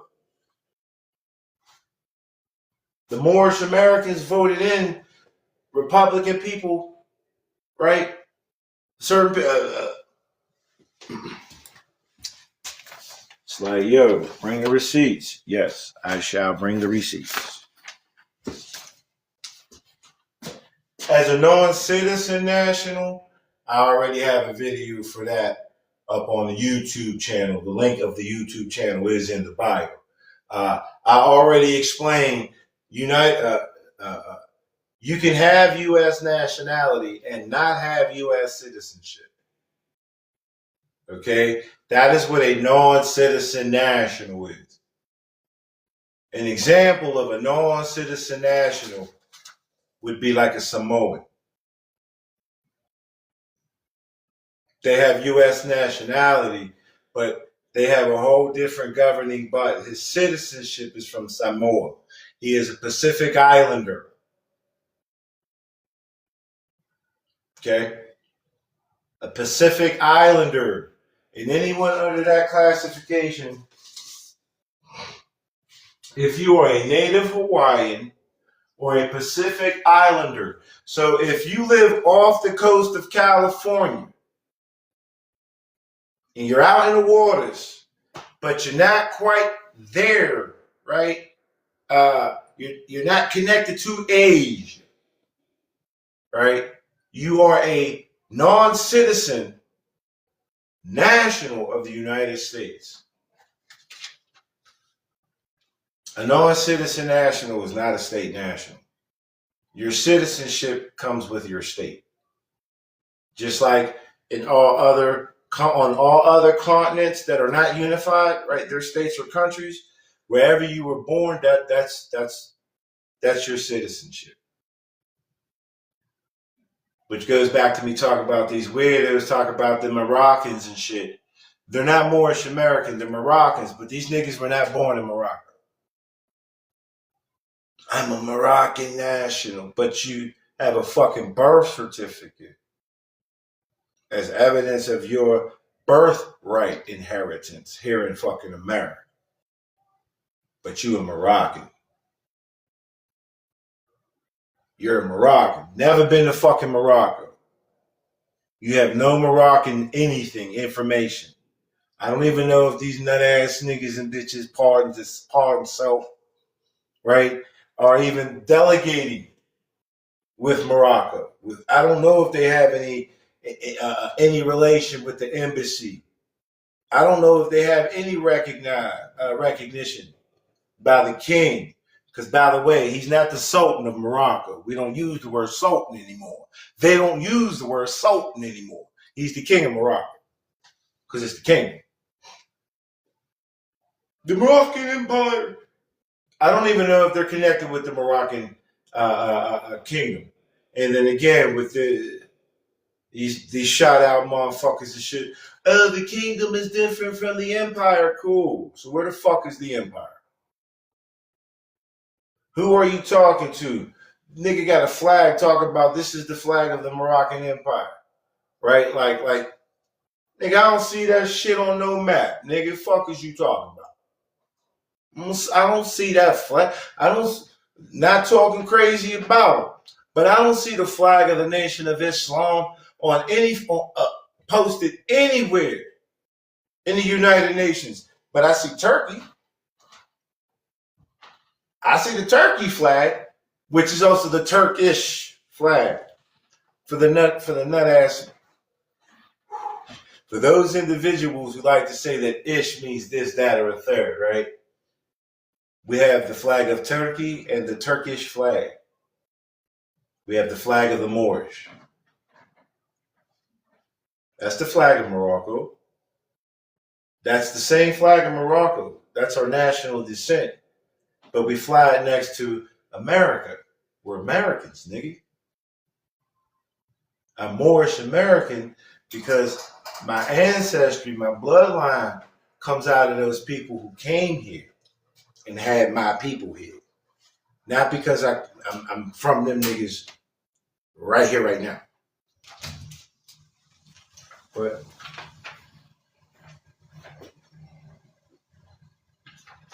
forget where I was going. It happens.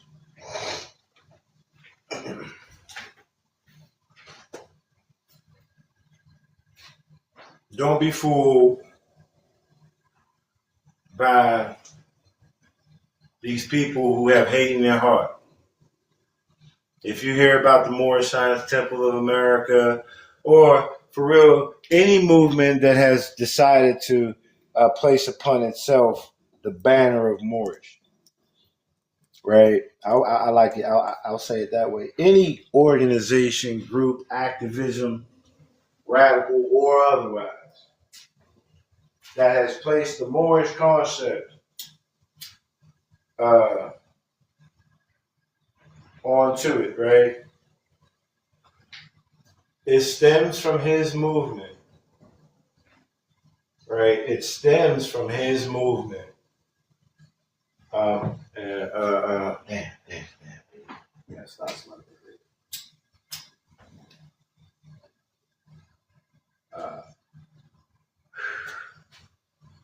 Trying to think where I'm at with it. But we'll just leave it at that. Anything? Okay, there you go. All right. Any movement that you hear talking about Moors, they love to tell you about love, truth, peace, freedom, and justice. Yet they do not live, they do not act according to love, truth, peace, freedom, or justice. They're not loving, which is accepting. They're not truthful because they're out here talking all this fucking hoopla, right? They're not peaceful.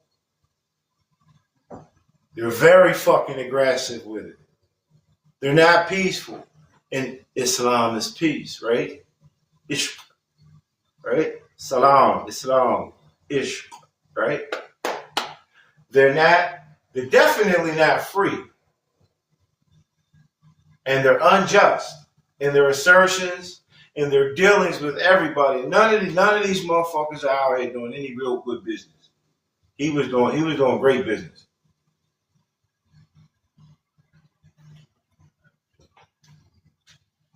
All right. We up super early. Oh, somebody called me. Did somebody call me? Oh no, that's 19 hours ago. Shit, I don't. Anyway, thank you all for coming. Moorish Americans, according to this man, his group that are known as Moorish, are citizens of the United States. I know what I'm going to read in closing.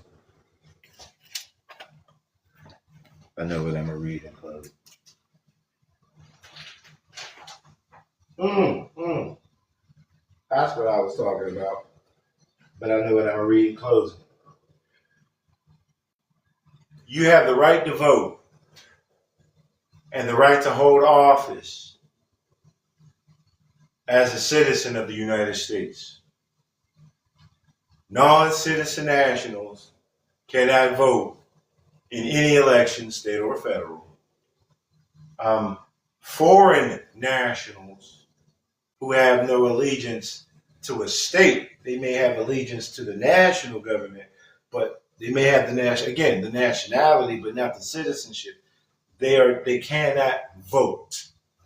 They have no right. They have certain rights and privileges within the Constitution, but they are not we the people.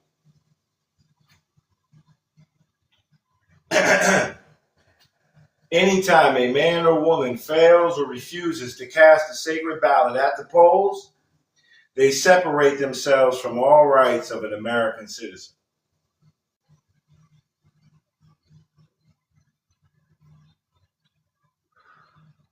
For surely this is the one connecting medium for a citizen to his nation. Voting. If you have the right to vote, you have the right to take office. Drew was talking about members and officials. Oh, and I remember what I was. All right. Yeah. That's boom. All right. Listen, they become no more than belated beasts of burdens. Beasts of burden. There are reasons why certain classes who are more or less independent. So there are other classes. There's an independent party. All right. Again, he says, there are reasons why certain classes who are more or less independent take no part in politics, since they say they get nothing out of such in the way of material gain. This is no less than political slavery, since they refuse to even voice their sentiments at the polls. Another form of political slavery, which is probably more prevalent among the less independent classes, is that of being forced into one of the major parties and they're bribed, coerced, or otherwise forced to vote the wishes of someone else, regardless of their own minds. Sounds like what we're going through today, because we don't have real representative government, right? Because we're not acting like U.S. citizens. Before there can be general relief for the economic good of all forms of slavery must be abolished, and every citizen must take his part in the affairs of the nation. Now, we just found out that voting is the one connecting medium that connects a citizen to his nation. I don't see any Moors out there voting. I don't see any Moors out there telling you to vote.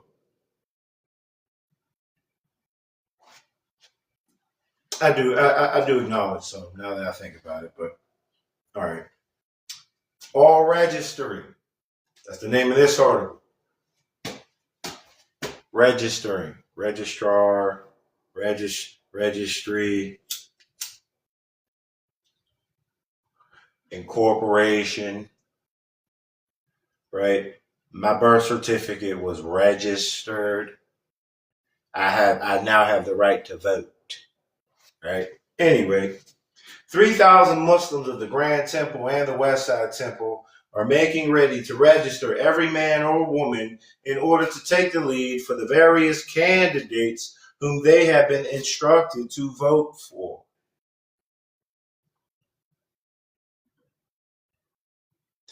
Alderman Louis B. Anderson, the Honorable George W. Blackwell, the Honorable Oscar DePriest, who became the alderman through the Moors, Honorable H. Jackson, all working through the all working through the regular Republican organizations, of which the Honorable Daniel M. Jackson is our matchless leader, all know the whole situation and have their own way and time to give the order to go.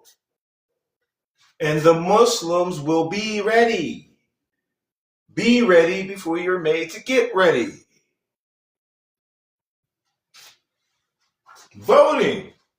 Voting our own into public official capacity, public office. Can't do that if you're a non-citizen national. Can't do that if you're an American Indian. Because they are citizens. The American Indians, they are citizens, but they have their own governing body politic. And to keep it a being with you, right? I'm not even going to even the American Indians. They had a party to vote too. Because I heard whether you're a true American Indian or someone playing, someone appropriating, right?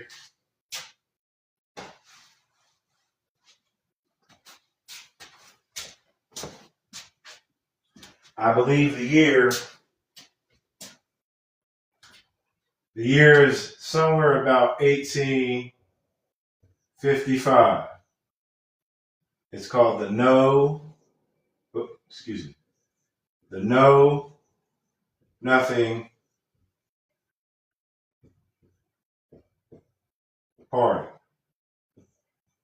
Even before those who identify with the term Native American, which is different from American Indian, by the way, even before those who are walking around talking about they are the indigenous Native Americans, the term Native American held a political party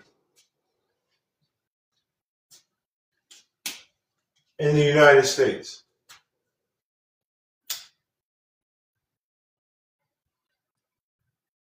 1855, Native Americans were voting in the United States. A non-citizen national cannot vote. They do not have the right to vote in this government because they do not claim nor do they have on record citizenship, birthright. They don't have any recognition to the right of soil. They have the recognition to the right of nationality, meaning that, hey, we're identified as someone living here, but they have no connection to the land as if, hey, this land belongs, I'm recognized as someone who was born here. I'm from here. I can't go to China and try to start buying up all the Chinese stuff in the name of America. They're not going to have it. I'm not from there. I can't control Chinese resources as someone who has no vested in. I have no initial investment in their fucking property. I'm not a Chinese. I'm not from China. I can't say and be like, yeah, man, I participate in the Chinese economics and finance, and I have all types of claim, a right of claim to any benefits other than what is given to me under the Constitution as someone who has come here. I could be adopted in. I could not be. I can never be someone China. Now, if I'm born in China, if I'm born in China and I have an estate in China, I can make all. I can make a. I have in China nationality and citizenship, right, are one and the same. This is one of the reasons why the concept of dual nationality exists. Because if I'm born in China, right, my nationality and my citizenship are one and the same because it's not the United States; it's an independent government, right? It's Chinese. But then I could come over here to America and have U.S. nationality. Now, if I want nationality and citizenship here, I may have to denounce my Chinese allegiance. This is how government works. You know, I can have dual citizenship. I don't know if you can have dual nationality. But even now that I think about it, according to the SF 181, no. According to all the renditions that you see of the SF 181 on most applications, it does have the option to choose whether you are two or more races. All right, so maybe you can have two different nationalities, but again, it would have to. It can't. It would have to be. It would have to be true. It would have to be recordable, recognizable. What did we learn here today? This early in the morning.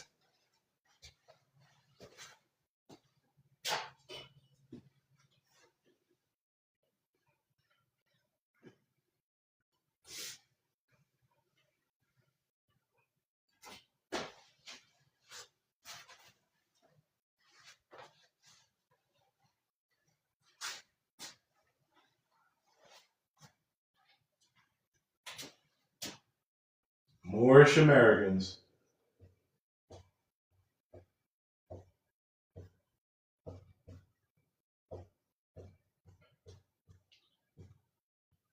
lost their nationality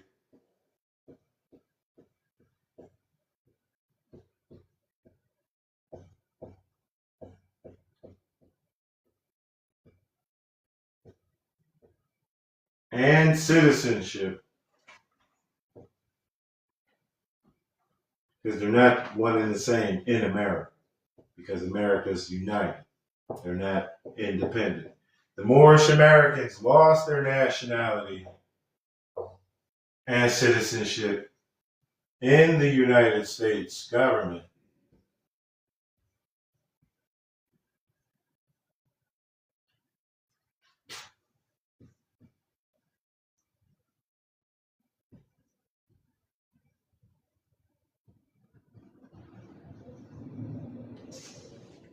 in 1774, which is when the United States of America came together, because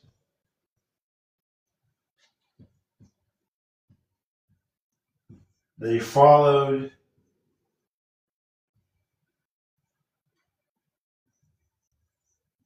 Moorish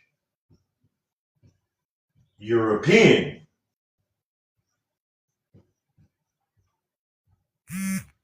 law. In Europe, every country is by them own, by themselves. In Europe, they use the common law, right? They don't use equity, right? That's why you have a lot of people in Europe, and some people by way of Canada dealing with, they're using European law. We lost our nationality here because we chose to keep pushing the European concept, and understand that when America was founded, it was founded because people were trying to get the fuck away from European law. That's what we learned here.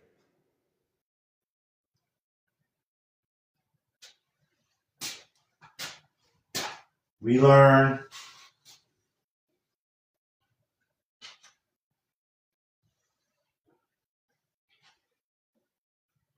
Moorish Americans are not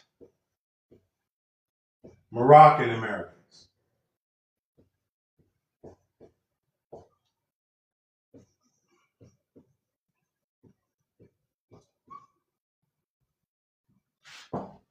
We are brethren,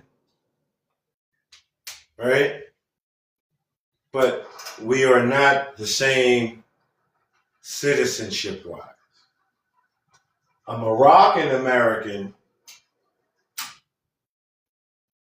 has national recognition in Morocco. We'll say since the United States of America has been established. Moorish Americans have Moroccan descent before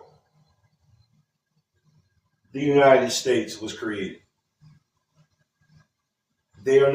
Since the United States has been created, their children operate as Americans, not as Africans at all. The Moorish Americans say we're from over there in antiquity. The Moroccan Americans say we're from there right the fuck now. The Moorish Americans are not born in Morocco, so they are not Moroccan under the Moroccan government. They are Americans, born, raised, and part and parcel to the United States. So they are Moorish. Drew Ali was teaching that his people, check this out, right? I've said this before, I'll say it again. The word Moor, Moorish, etc., they have it has numerous implications. Okay? When Drew Ali came to his black Negroes and his colored people, he was getting them to rely on the word that Moor meant dark-skinned people. Moor means dark-skinned people in some variations. A Moor, if you look in a dictionary, a regular dictionary, if it has the word Moor on there, it'll say any dark-skinned person. Because that was the Euro concept. Right? So he came to these people of dark skin and told them they're not this. They're this. And this connects them with people who are not just dark skinned. This says, hey, you're a part of the whole family, regardless of your skin tone. This says, hey, you're a particular group of people with dark skin. I've never seen a pale skinned person whose mother and or father, right, was not of the dark skin, right, called African American.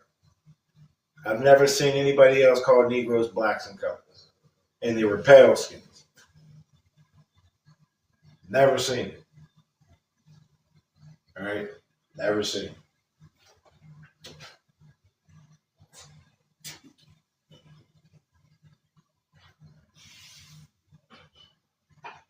What did Drew Ali say about citizenship? Right, that we are American citizens.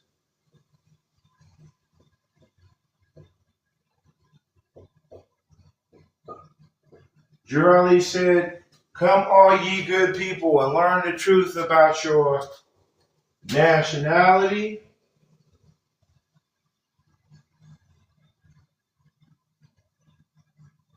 and check that out. And that's a connector. Your birthright."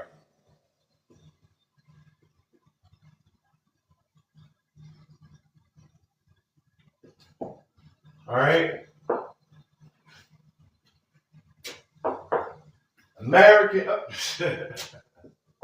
Come and learn about your nationality and birthright. What is my nationality? I'm a U.S. citizen. I'm a I'm a U.S. national. What is my birthright? I'm a Pennsylvanian.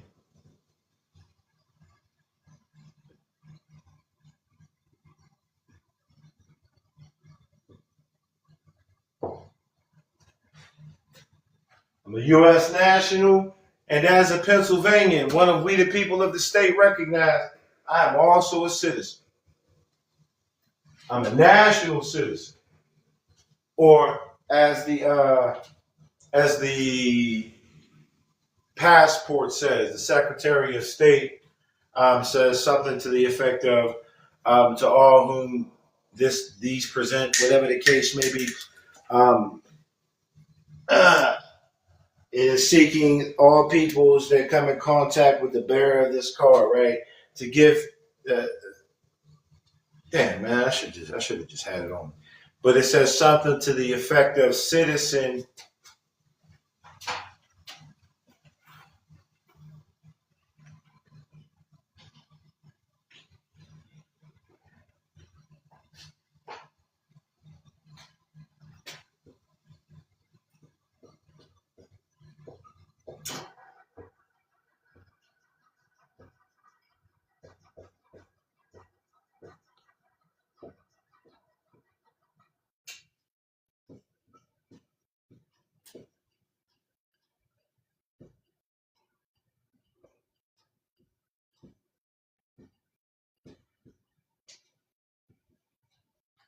Give safe passage, aid, all of that to any citizen of the United States and to any national of the United States.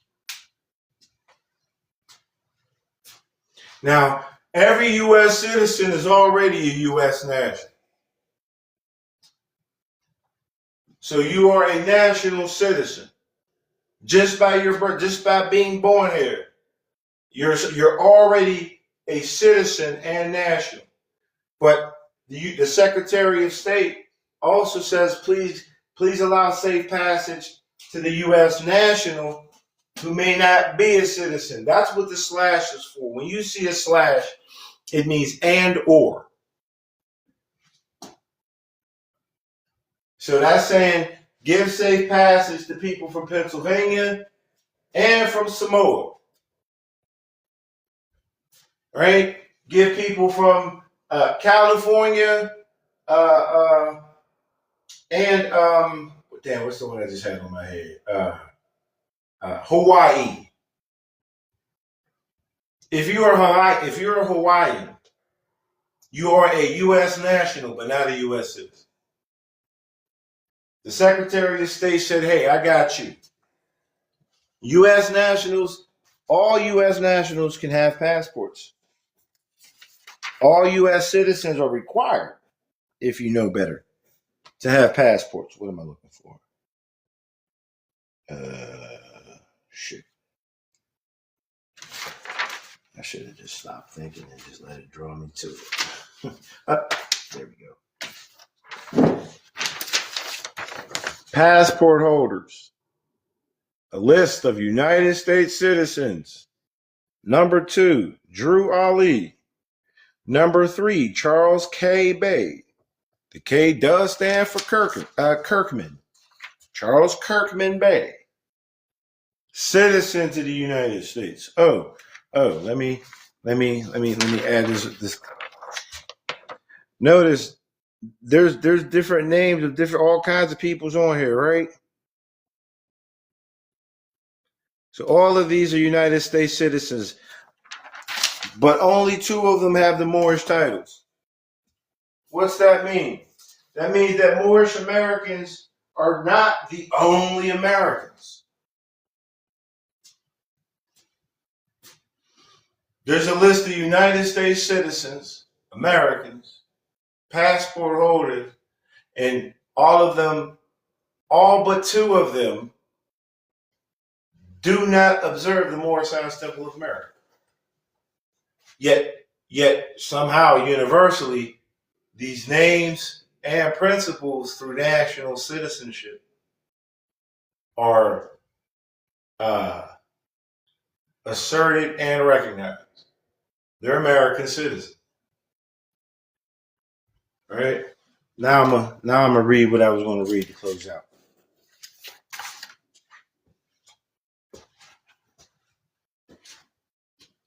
And while I do that, I'm going to put this statement on the board so as to clarify my position.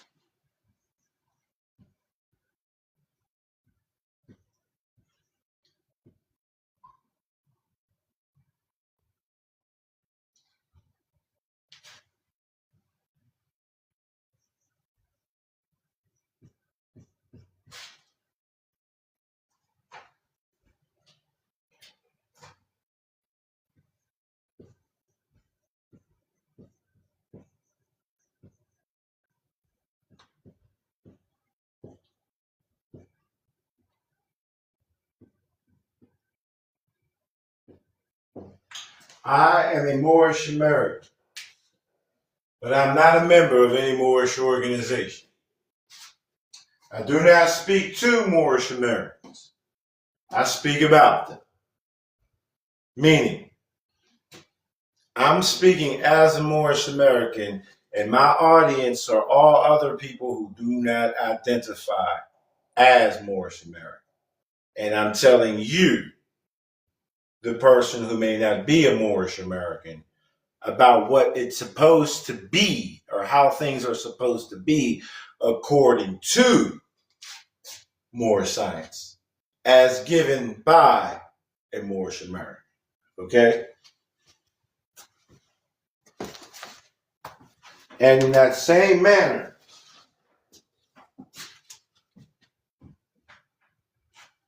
Drew Ali, this is one of the more famous, if you would say so, um, newspaper. These are one of the most quoted, right, and misinterpreted newspaper articles that Noble Drew Ali presented.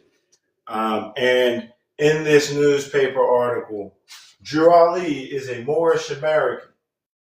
He is also the founder, right, and president of the particular Moorish organization and all others, right? In this speech, Drew Ali is now speaking to Moorish Americans. He's speaking about. So as I read this to you, I want you to understand, I want you to realize in your mind that this is not being spoken to the Moors at all. Drew Ali is looking at he's looking to other American citizens. He's talking to other groups of Americans about his Moors. Okay? That's what I do. All right? This is called a divine warning by the prophet for the nation. The citizens. Oh, damn. Oh, damn. Already, he leads with the citizens. Drew Ali is talking about citizenship and nationality. The citizens of all free national governments. So those would be national citizens, according to their national constitution, are all of one family, bearing one free national name. Drew Ali just told all these other Americans that as Americans, according to our Constitution and laws, we're all one family. Remember, he's not talking to any Moors. His focus, his audience is not Moorish American. It's all other Americans. So he's teaching them. He's speaking, he's warning them. He's pleading with them. He's telling them what he knows, right? What he's come to find out. Those who fail to recognize the free national name of their constitutional government are classed as undesirables. Come on down. Okay. Are classed as undesirables and are subject to all inferior names and abuses and mistreatments that the citizens care to bestow upon them. Citizens. And it is a sin for any group of people, Moorish American, Italian American, Arab American, these are groups of people. They're groups that belong to another, that belong to the whole, right? They are part and partial. All right? And it is a sin for any group of people to violate the national constitutional laws of a free national government and cling to the names and principles, like I'm not a citizen, that delude to slavery.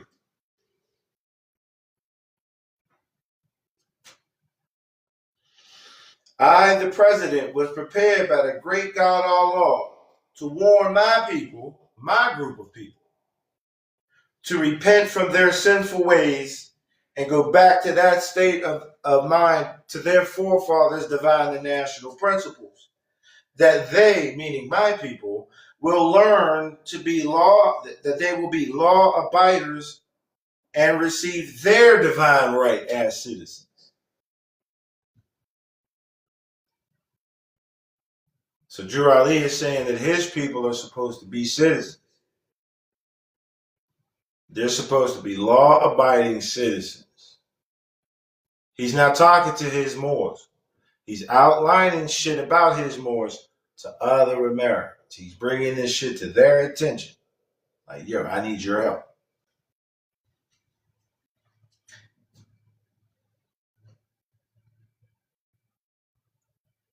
And I, the prophet or the president, was prepared by the great God Allah to warn my people to repent from their sinful ways and go back to that state of mind, to their forefathers' divine and national principles, that they will be law abiders and receive their divine rights as citizens according to the free national constitution that was prepared for all free national beings. He just said, "Hey, all of you all out there that stand for this constitution, I'm trying to get my people to come back to this same thing." And he mentions that this citizenship, this national citizenship, he says, I want them to return back to their divine and national principle. He's saying that this government belongs to them too. For all these, I'm a Moroccan and I'm not a... Be what you are. Leave us citizens alone. He said the free national constitution prepared for all free national beings, all national citizens of the United States of America. And we're going to know that that's the constitution he was talking about as we get a little deeper in here. They are to claim their own free national name and religion, my people.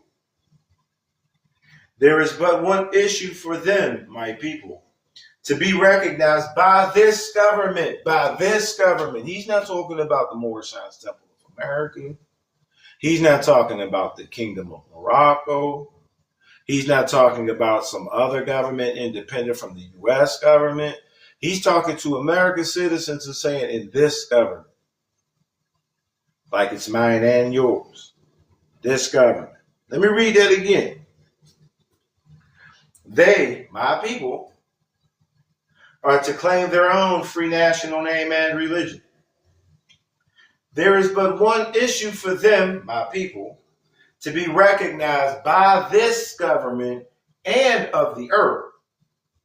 And it comes only through the connection of the Moorish divine and national movement, which is incorporated in this government and recognized by all other nations of the world. He said, hey, I got a business set up here. I got the full faith and credit of the United States of America out here. I can do national and international business through this through this incorporated corporation that is operating lawfully and legally within this United States government. He says there is but one issue for them to be recognized by this government and of the earth, and it comes through the connection of the Moorish Divine National Movement, the movement, which is incorporated in this government as the Moorish Science Temple of America and recognized by all other nations of the world. Why? Because if you're an American, you're recognized in business everywhere. And through it, they and their children can receive their divine rights, unmolested by other citizens. Mind you, imagine, me and you are talking. I'm talking to you. You're my son or my daughter, right? And I'm talking to you about your brothers and sisters. This is the concept that we're having. We're big brother to big brother, and our little brothers and sisters. I'm telling you what's going on with them. I'm not talking to them. I'm talking to you who are not them about them. That's what I'm doing. All right. He says, which is incorporated in this government and recognized by all other nations of the world. And through it, their connection to this movement, they and their children can receive their divine rights unmolested by other citizens, that they can cast a free national ballot at the polls under the free national constitution of the state's government, and not under a granted privilege, as has been the existing condition for many generations. He just said that Moorish Americans should vote. They have the right to cast a free national ballot at the state's poll. State nationals. That's what he's teaching his people in his organization. How to be better citizens.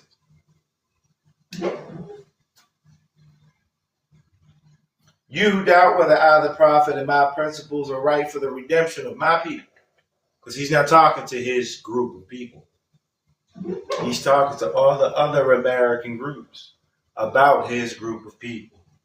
You who doubt whether I, the prophet, and my principles are right for the redemption of my people, go to those that know law in the city hall and among the officials in your government. Right? Go in your state's governments and in your city halls. Right?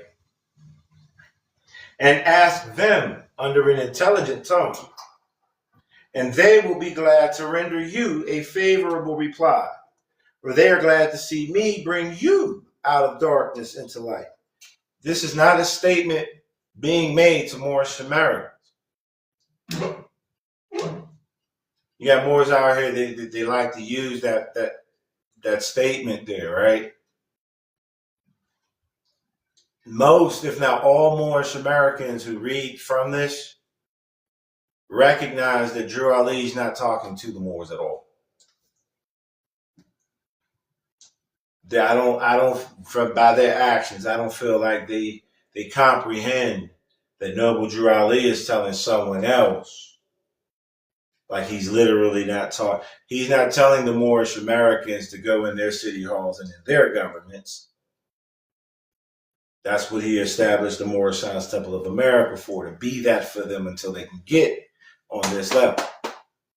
He's telling other American citizens, other groups of people who have their own representatives in government, go ask your representatives within your states and territories if what I'm teaching does not only apply to me but to you.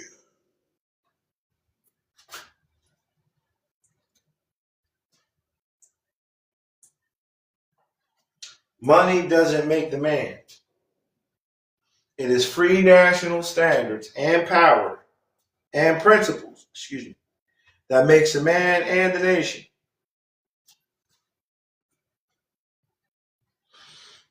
The wealth of all national governments, not federal.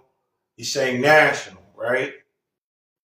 All national governments, all governments that nation state, unified or not, all free national governments, the wealth of all national governments, gold and silver and commerce, belongs to the citizens alone. Not the private ones either. Not the ones who are not recognized. The ones who are recognized. All the true wealth, the wealth of all national governments, gold and silver and commerce, belong to the citizens alone. And without your national citizenship, by name and principles, you have no true wealth. He's telling other people what's going on. This is what I'm teaching my people. This is what I need y'all to, if you're already aware of it, I need your help. And if you're not aware of it, I'm making you aware of it now. The wealth of all national governments, the gold, the silver, and the commerce, belong to the citizens alone. And without your national citizenship here in America, by name and principles, you have no true wealth.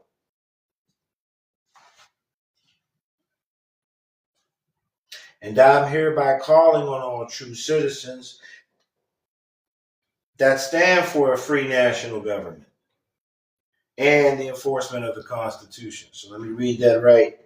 And I am hereby calling on all true citizens that stand for a free national government and the enforcement of the Constitution. to help me in my great missionary work because I need support from all true American citizens of the United States of America. So even if Drew Ali were talking to the Moorish Americans, he just identified the Moorish Americans as American citizens of the United States of America. He didn't say, "Hey, they're we're down with the Moroccan Empire." He didn't say that. He didn't say, "Hey, you know what? We were a part of the Haudenosaunee, the Iroquois, the 5 civilized tribes. If they were civilized, who do you think civilized them, by the way? By the way.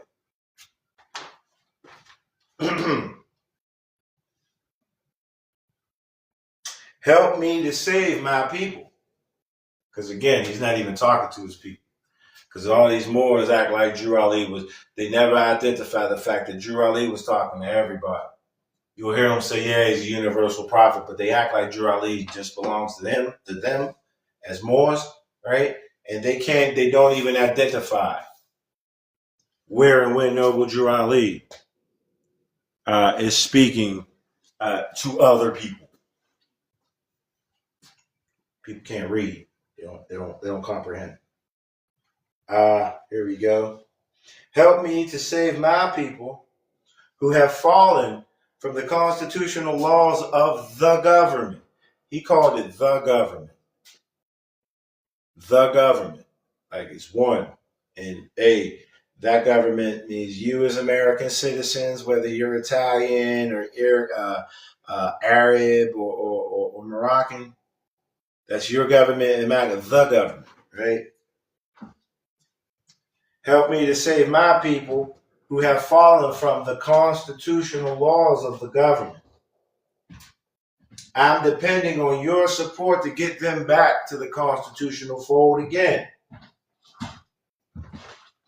All you other American citizens that I'm talking to that understand these concepts, I'm asking you to help me correct the concepts of my people so that they can get back in line as American citizens and learn to love instead of hate. Supporting our Constitution, our free national Constitution. Excuse me. I'm depending on your support to get them back to the constitutional fold again. That they will learn to love instead of hate. And will live according to love, truth, peace, freedom, and justice, supporting our free national Constitution of the United States of America. So in the beginning, when he was talking about all citizens of all free national governments, according to their national constitution, are all one thing, we're not going, baby. I'm sorry. Go ahead. What I'm going to do is I'm going to reschedule. If we go now and we hop on the bus, we still got like a 10, 15-minute walk just to get to where we're going because it's not on the bus line.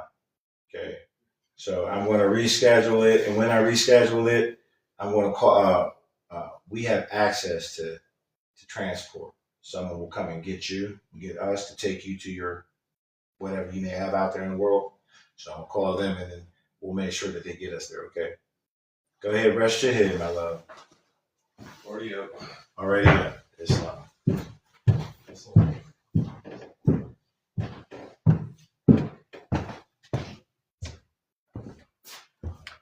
Okay. I love my people, and I desire their unity and mine back to their own free national and divine standards. Because day by day, they have been violating the national and constitutional laws of their government by claiming names and principles that are unconstitutional.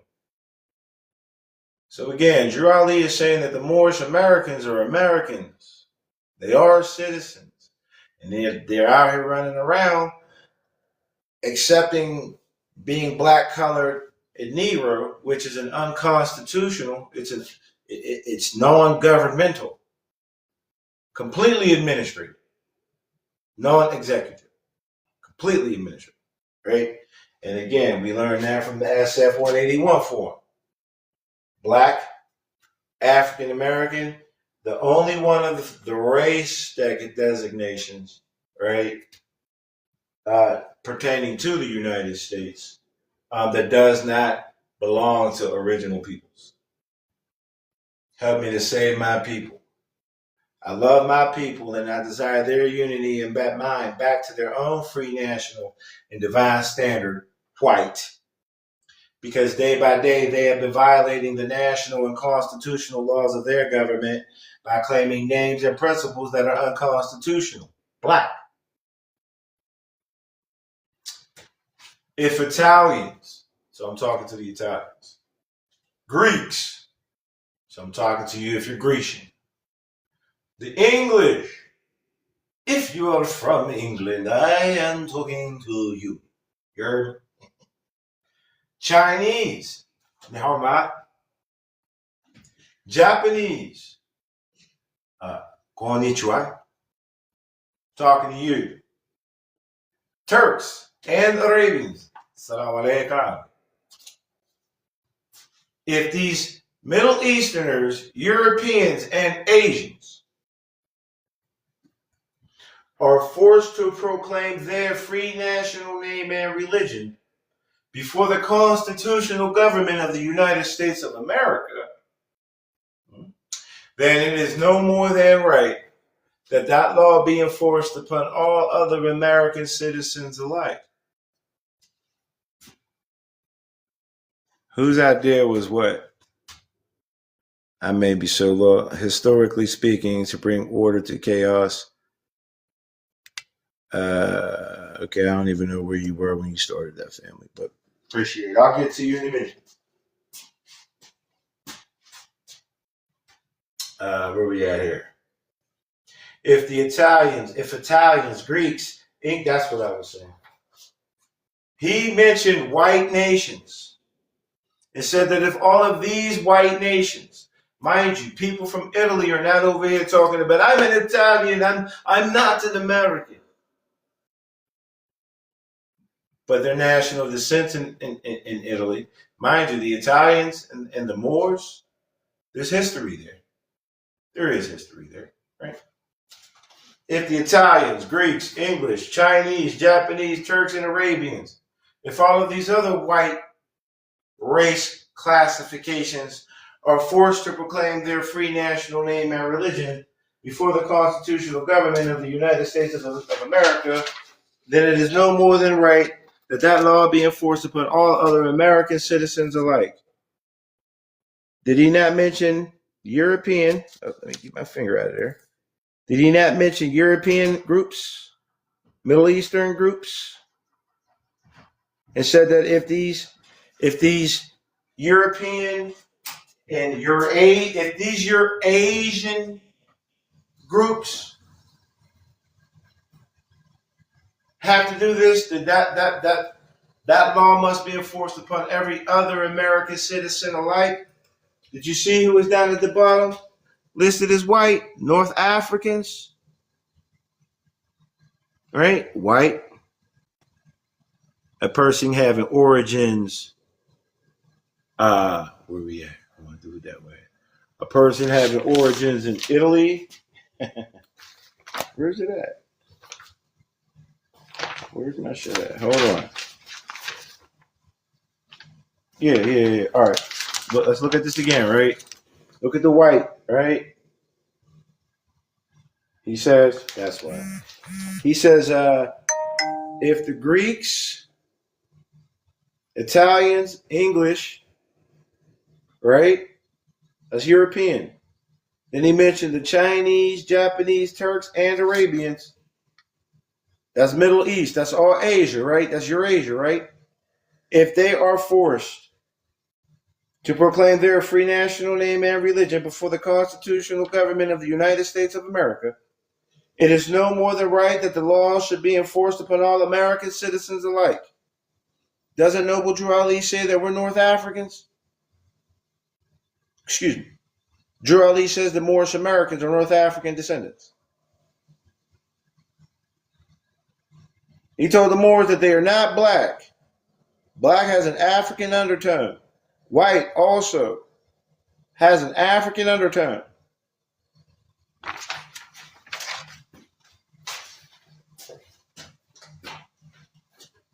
He just said that if all of these people have to do is so do North Africa. Because remember, that's what he's teaching his people. Drew Ali is teaching the Moorish Americans that we're one with all. That we are American citizens, free and equal and free, right? And that what applies to all these other American citizens who may have national descent somewhere else, but are born here in America and identified as Americans. He said that whatever laws apply to them under this Constitution applies to his people too.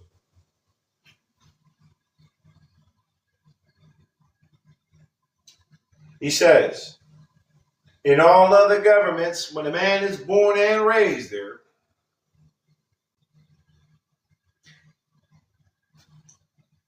and asked for his national descent name, and if he fails to give it, he is misused, imprisoned, or exiled.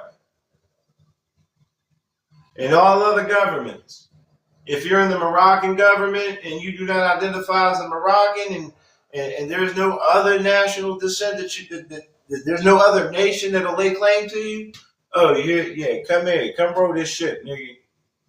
Come row this boat.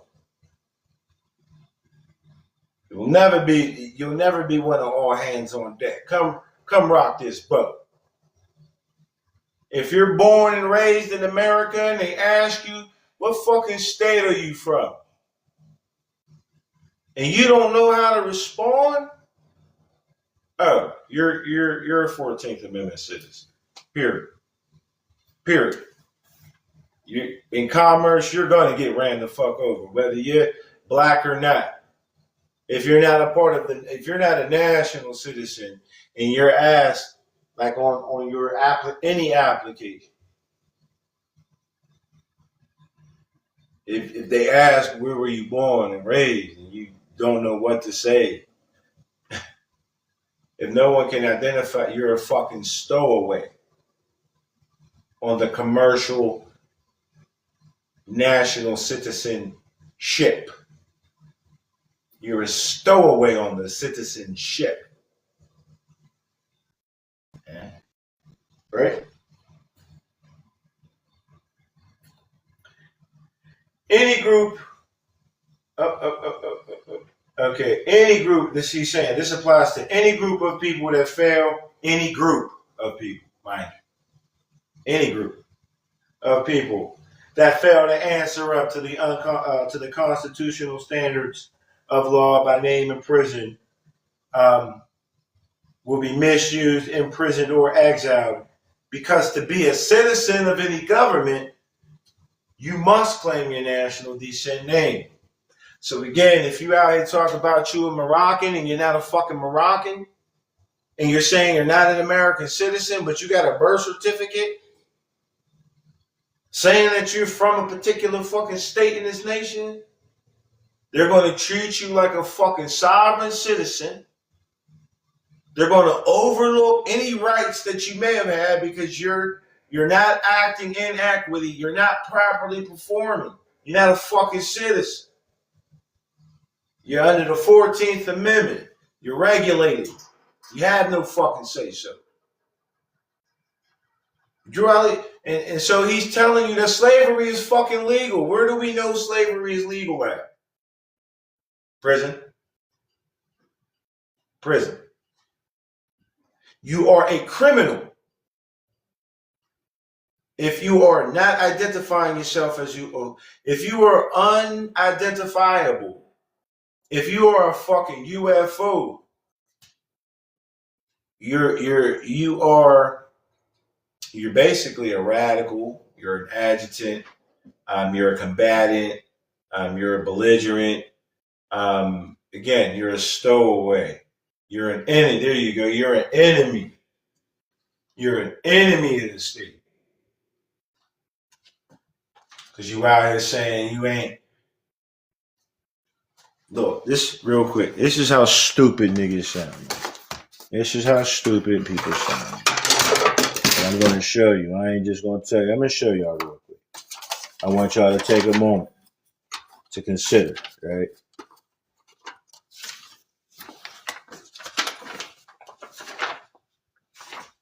Birth certificate, social security card, evidence of my citizenship, evidence of my birth in Pennsylvania. This is evidence of my citizenship. Okay, evidence that I have commercial capacity here in America.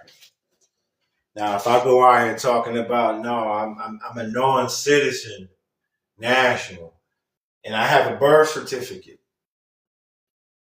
I already have a registry of my property here in America. They're going to, I'm going to be looked at as an extremist. I'm going to be looked at as a potential, I'm going to be looked at as a fucking Agent Smith out here just wrecking shit. That's how these people sound when they say, hey, I'm not an American citizen, I'm a Moroccan subject, and they have fucking birth certificates. Evidence that they were born here, not in Morocco. That's what these people are telling you to do. That's what these deviated, these munafiq, these murtadin, shit, these mushrikeen, these deviants, these people who have taken the doctrine of American citizenship, right, and went totally in the opposite direction. These are the things that they're attempting to sell you. Some of them even under his name and organization. I'm telling you what he said. I'm telling you, as an American, what Noble Drew Ali was telling the Americans then about his Moors, his group of people, right, and all groups of people in America.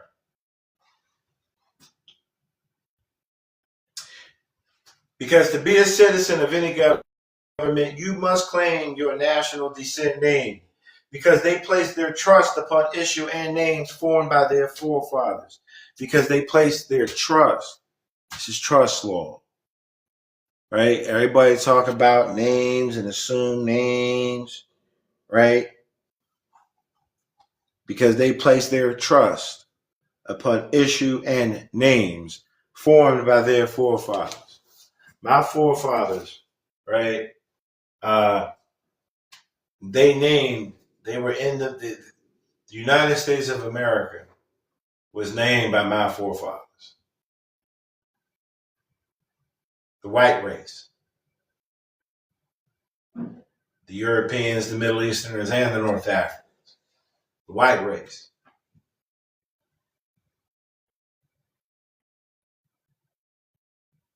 The word Negro deludes in the Latin language to the word nigger.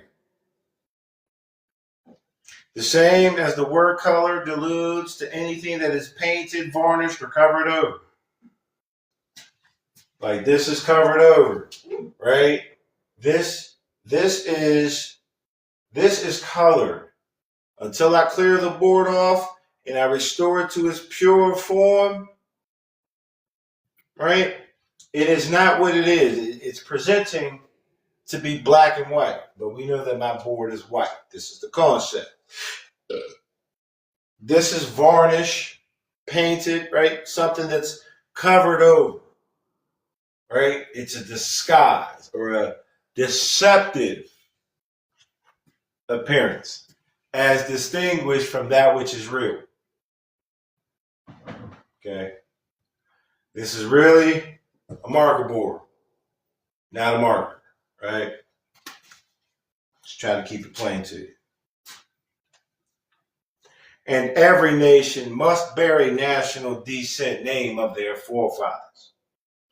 You can't have Italian Americans out here talking about, oh, I'm not Italian, I'm just American. You're Italian American. The national descent of your forefathers is Italian. you're Italian American, right? Or you're Arab American, you're Pakistani American, you're Nepali American, you're Indian American, you're Chinese American, you're Egyptian American. To be an Egyptian American, you must have nationality in the United States. Your national descent, yes, you're Egyptian. But you were born here or you naturalized here, which means that you've accepted America as your own. That's what makes you an Egyptian American. That's what makes my ancestors Moorish American. I'm Moorish American because my ancestors came over here and established this shit over here. I'm not Moroccan American. I'm Moorish. I'm Muslim American. Moorish also means Muslim. Doesn't just mean North African. And again, we know this because the Arabs and the North Africans were in cahoots, if you will, along with certain Europeans who began to separate themselves. They were all teaching Islam. So Moorish means anything Islamic in nature. And again, don't believe me. Just type type these words up and see what it all says about these words, right? Moorish means dark-skinned people. It doesn't mean dark-skinned people. But to those on a particular state of mind, it can mean dark-skinned people as opposed in relation to pale-skinned people, but only in a religious manner. Dark skin is supposed to be more Muslim-like, and pale skin is supposed to be more Christian-like. However, this is not the reality. Okay? All right. Listen. And every nation must bear a national descent name of their forefathers, because honoring thy fathers and thy mothers, because by honoring thy fathers and thy mothers, your days will be lengthened upon this earth. These names, not the red one, but these names in white, these names have never been recognized by any true American citizens of this day. So he's saying that this name is recognized, but this shit is not. Not in any time, in any day, where they're ever recognized as black, Negroes, and coloreds in America. But Moors are recognized in America. Okay? Through your free national name, you are known and recognized by all nations of the earth that are recognized by said national government in which they live. By your free national name, I'm an American and I'm a Pennsylvanian. So I'm a Pennsylvanian American, right? That means that all other nations would be able to recognize me. If I go to the United Nations now and I look up and I see the U.S. flag, I know that one of them motherfucking stars represents Pennsylvania. Don't know which one. I know one of them does. So I'm recognized by all the nations of the government of the earth that are recognized by said national governments in which they live.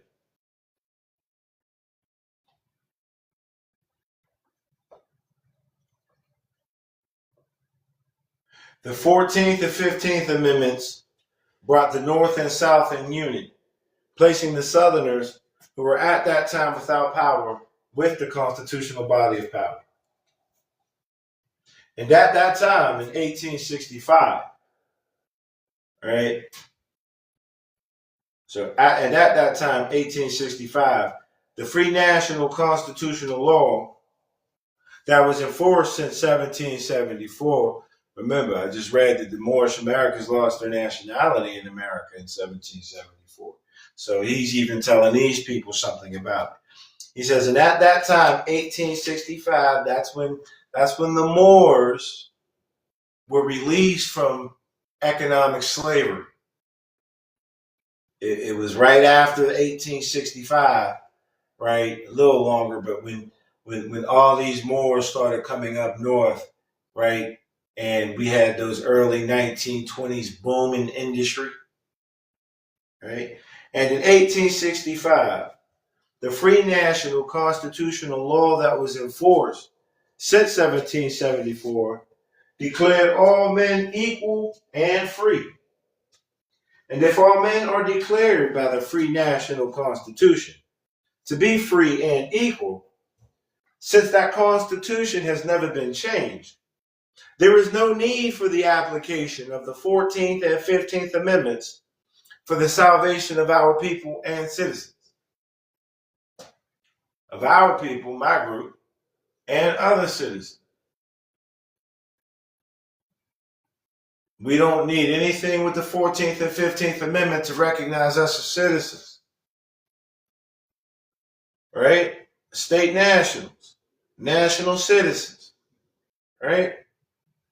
He's telling us that under the free national constitution, which ultimately evolved, right, and gave us the 13th, 14th, and 15th Amendments, right?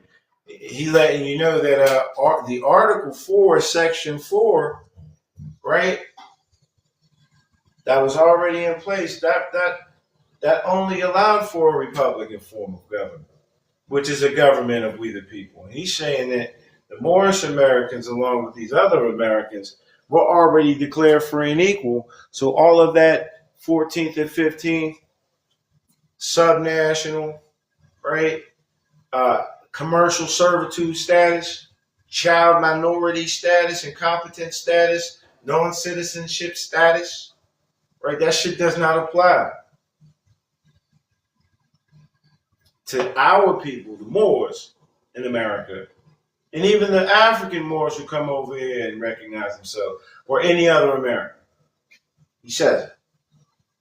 Since that Constitution has never been changed, there is no need for the application of the 14th and 15th Amendments for the salvation of our people and others and citizens.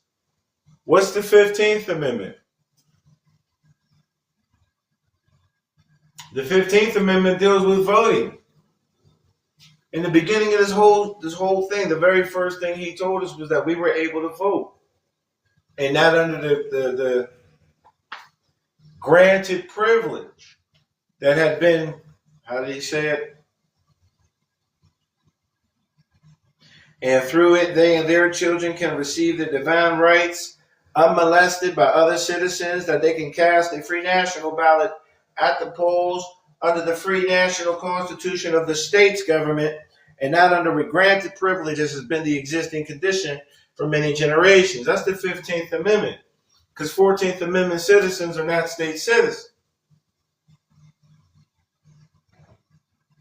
And he's saying, hey, the 14th and the 15th Amendments aren't even needed.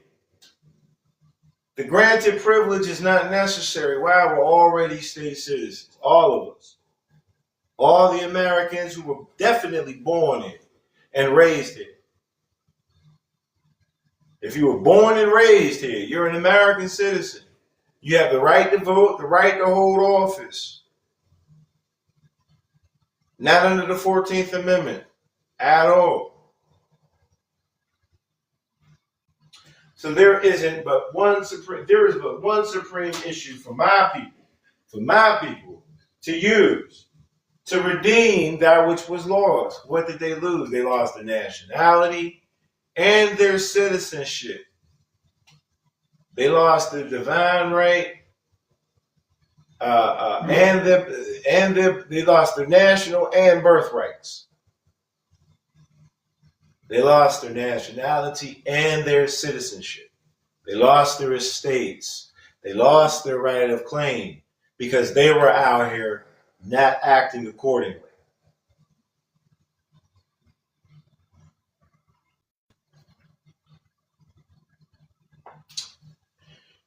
So there isn't but one supreme issue for my people to use to redeem their estate, and that is through the above statements.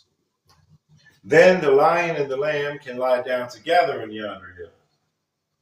So that means that once we can get right, then the rich, the rulers, and the poor people, right? All of these people, we can all come together and neither will be harmed. There will be a balance in the economy. There will be a commonwealth financial distribution that goes out to those who are in need. And it's given to these people who may not have these things off of the time, energy, and labor of those who do have these things. This is why we pay the taxes. In Islam, we call this zakat. This is zakat. This is honoring our divine principles in zakat. This is love, truth, peace. It's all three, all five. Love, truth, peace, freedom, and justice. Right? Right. All right. Because love, truth, peace, freedom, and justice will be reigning in this land. In those days, the United States. I should have been doing this already, man. Girardi is not talking to Moorish Americans. He's not going back and forth with people talking about the difference between the United States and the United States of America. Girardi has already talked about the free national constitution. He talked about the Constitution of the USA. He talked about the one of the U.S. He just now made mention of, in those days, the United States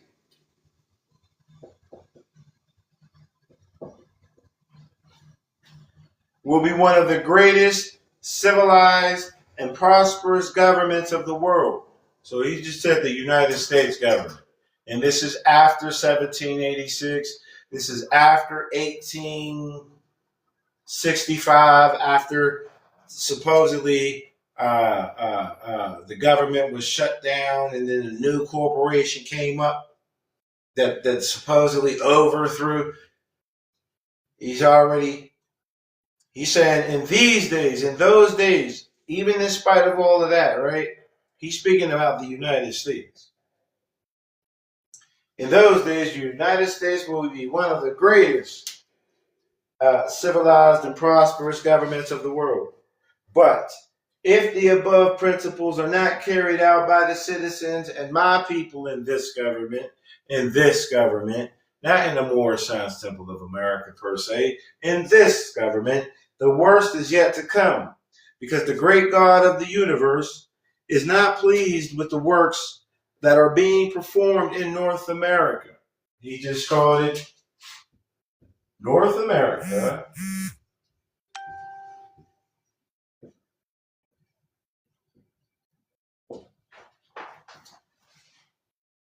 Because the great God of the universe, so he gave a universal God, right? He's not just talking to the Muslims, he's talking to anyone who's willing to read, right? Because the great God of the universe is not pleased with the works that are being performed in North America by who? Is it by the government? Is it by the European de factos? Is it from those who stole the Moroccan government from the Moroccans? No.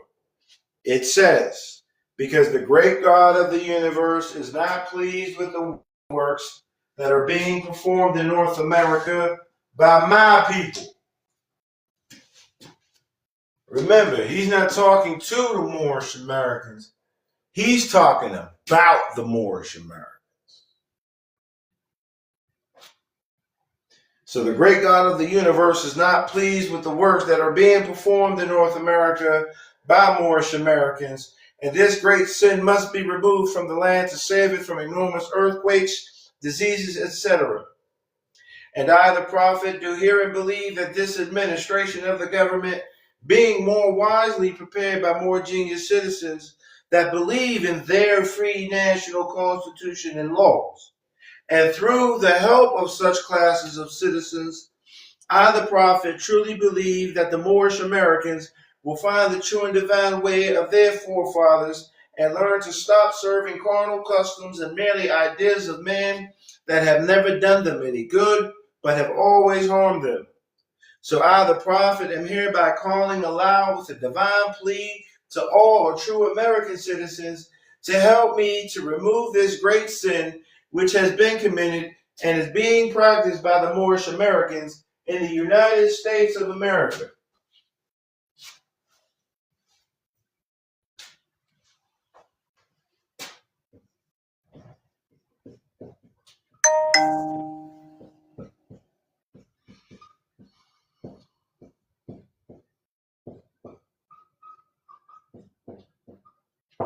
Three times, three different ways, Drew Ali said the United States, North America, and the United States of America. There was no distinction. He did that on purpose. He did that on purpose. He just said that the United States would be the greatest, the most prosperous government if these people get it right.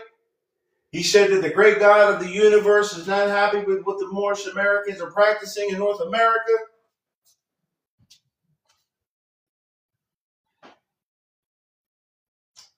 Where's that at? And then he says, he makes a divine plea to all true American citizens to help him remove the great sin which has been committed and is being practiced by the Moorish Americans in the United States of America. Are these three separate places? No. No. So all that soft shit bullshit, right? All that soft shit bullshit of the United States and then the government, the corporation and the land and all of that, that's not from him. That's not from him. That is not Moorish. That's some other shit. Drew Ali just made mention of the Free National Constitution of America, the United States of America, and North America, all together. At no point did he distinguish one from the other.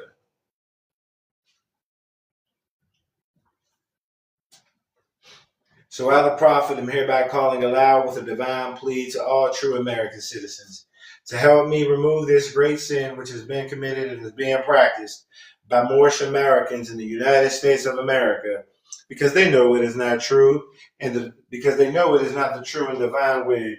And without understanding, the Moorish Americans have fallen from the true light into utter darkness of sin. And there is not a nation on earth today that will recognize the Moorish Americans socially, religiously, politically, or economically, etc., in their present condition of their endeavor, which the Moorish Americans themselves try to force upon the civilized world. And the Moorish Americans will not refrain from their sinful ways of action, and the deeds of the Moorish Americans have brought Jim Crowism, segregation, and everything that brings harm to human beings on earth. And the Moorish Americans fought the Southerners for all these great misuses. But I've traveled in the South and I've examined conditions there. And it is the works of the Moorish Americans continuously practicing the things which bring dishonor, disgrace, and disrespect to any nation that lives the life. And I am hereby calling on all true American citizens for moral support and finance to help me in my great missionary work to bring the Moorish Americans out of darkness into the marvelous light.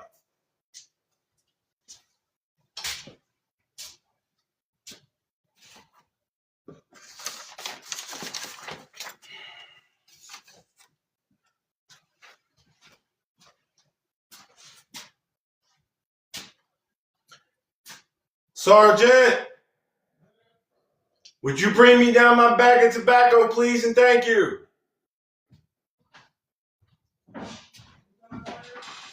My tobacco, my big tobacco pouch.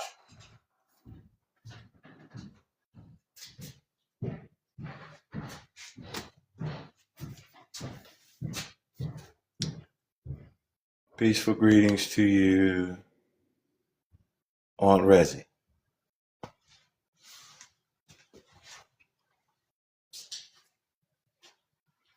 Noble Drew Ali brought the redemption manual, the Secure Party Creditor Manual. He brought all of that and said, hey, help me use this real information to teach my people how to do business properly in the United States as American citizens, and not as these motherfucking Agent Smiths out there in the Matrix, the soft sits, the misunderstanding, the misinterpreters, the misguiders, who feel like they shouldn't pay taxes, but who also feel like they're owed something. Drew Ali did not bring that motherfucking radical bullshit that people are passing off as status correction. Unless you got a second bag, it's still on the list. There's a second bag. All right. So appreciate you all for coming. I know it may be early to some of you all. You can catch the recap later on today on the YouTube channel. The link is in the profile.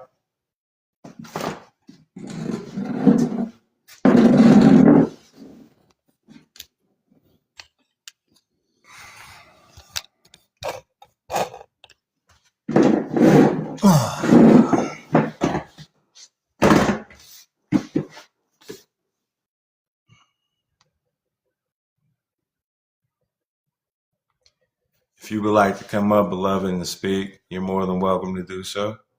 If you have any questions, comments, concerns, opinions, you're more than welcome to come on up.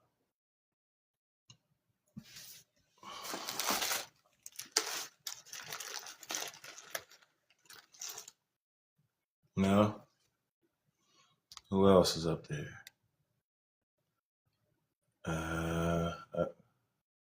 It's only showing.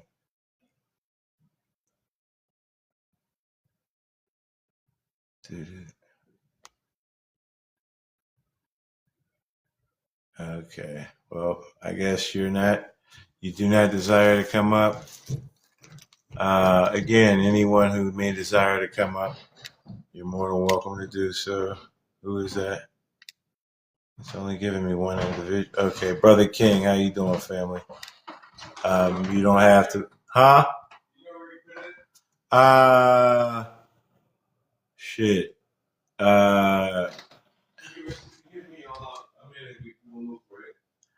All right, just definitely shit.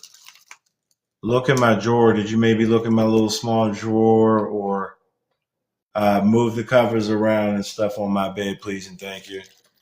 Look on the floor. Look by my air conditioner too, please.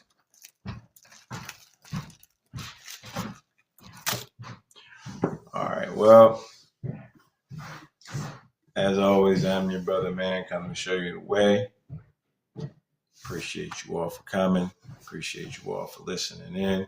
I hope you're truly learning something, right? And I hope that you will go out and keep these Moorish Americans on their tippy toes. Okay, I'm begging and pleading, just like Drew Ali did, to all of you people out there, right? To help me help these Moorish Americans understand that they should be American citizens, abiding by the same laws and Constitution as all other American citizens. I need y'all to help me deliver that message to these Moorish Americans who don't understand nationality or citizenship. If you truly understand nationality and citizenship, I'm begging you. I'm begging you. Please hold these people accountable. Please don't just sit on the sideline and, I know my people are mean, stubborn, bullheaded, and stiff-necked. I know they are. All right. I'm just really asking yourselves, those of you who are not Moorish Americans, in that sense, right, to to hold these motherfucking Moorish Americans accountable. Tell these hey, that ain't the way. You know, treat them like your little brother, your little sister. I do that to them. Please don't just be on the sideline observing us and then, you know, not doing anything. We need your help. Moorish Americans need help from all American and foreign sympathizers that stand for a free national government and constitutions. To talk to these nut ass niggas for me. Please talk to these nut ass niggas for me. And yeah, right. Let me see, what time is it over here? It's almost 9 o'clock. I know it's still super early. Super, super, super early. Hold on 1 second. Do do do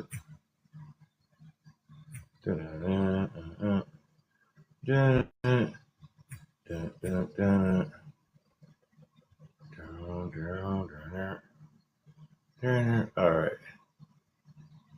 All right. Well, till we meet again. Assalamu alaikum, namaskaram, ashanti, and all of those blessings, equity unto you. Right? Y'all take care.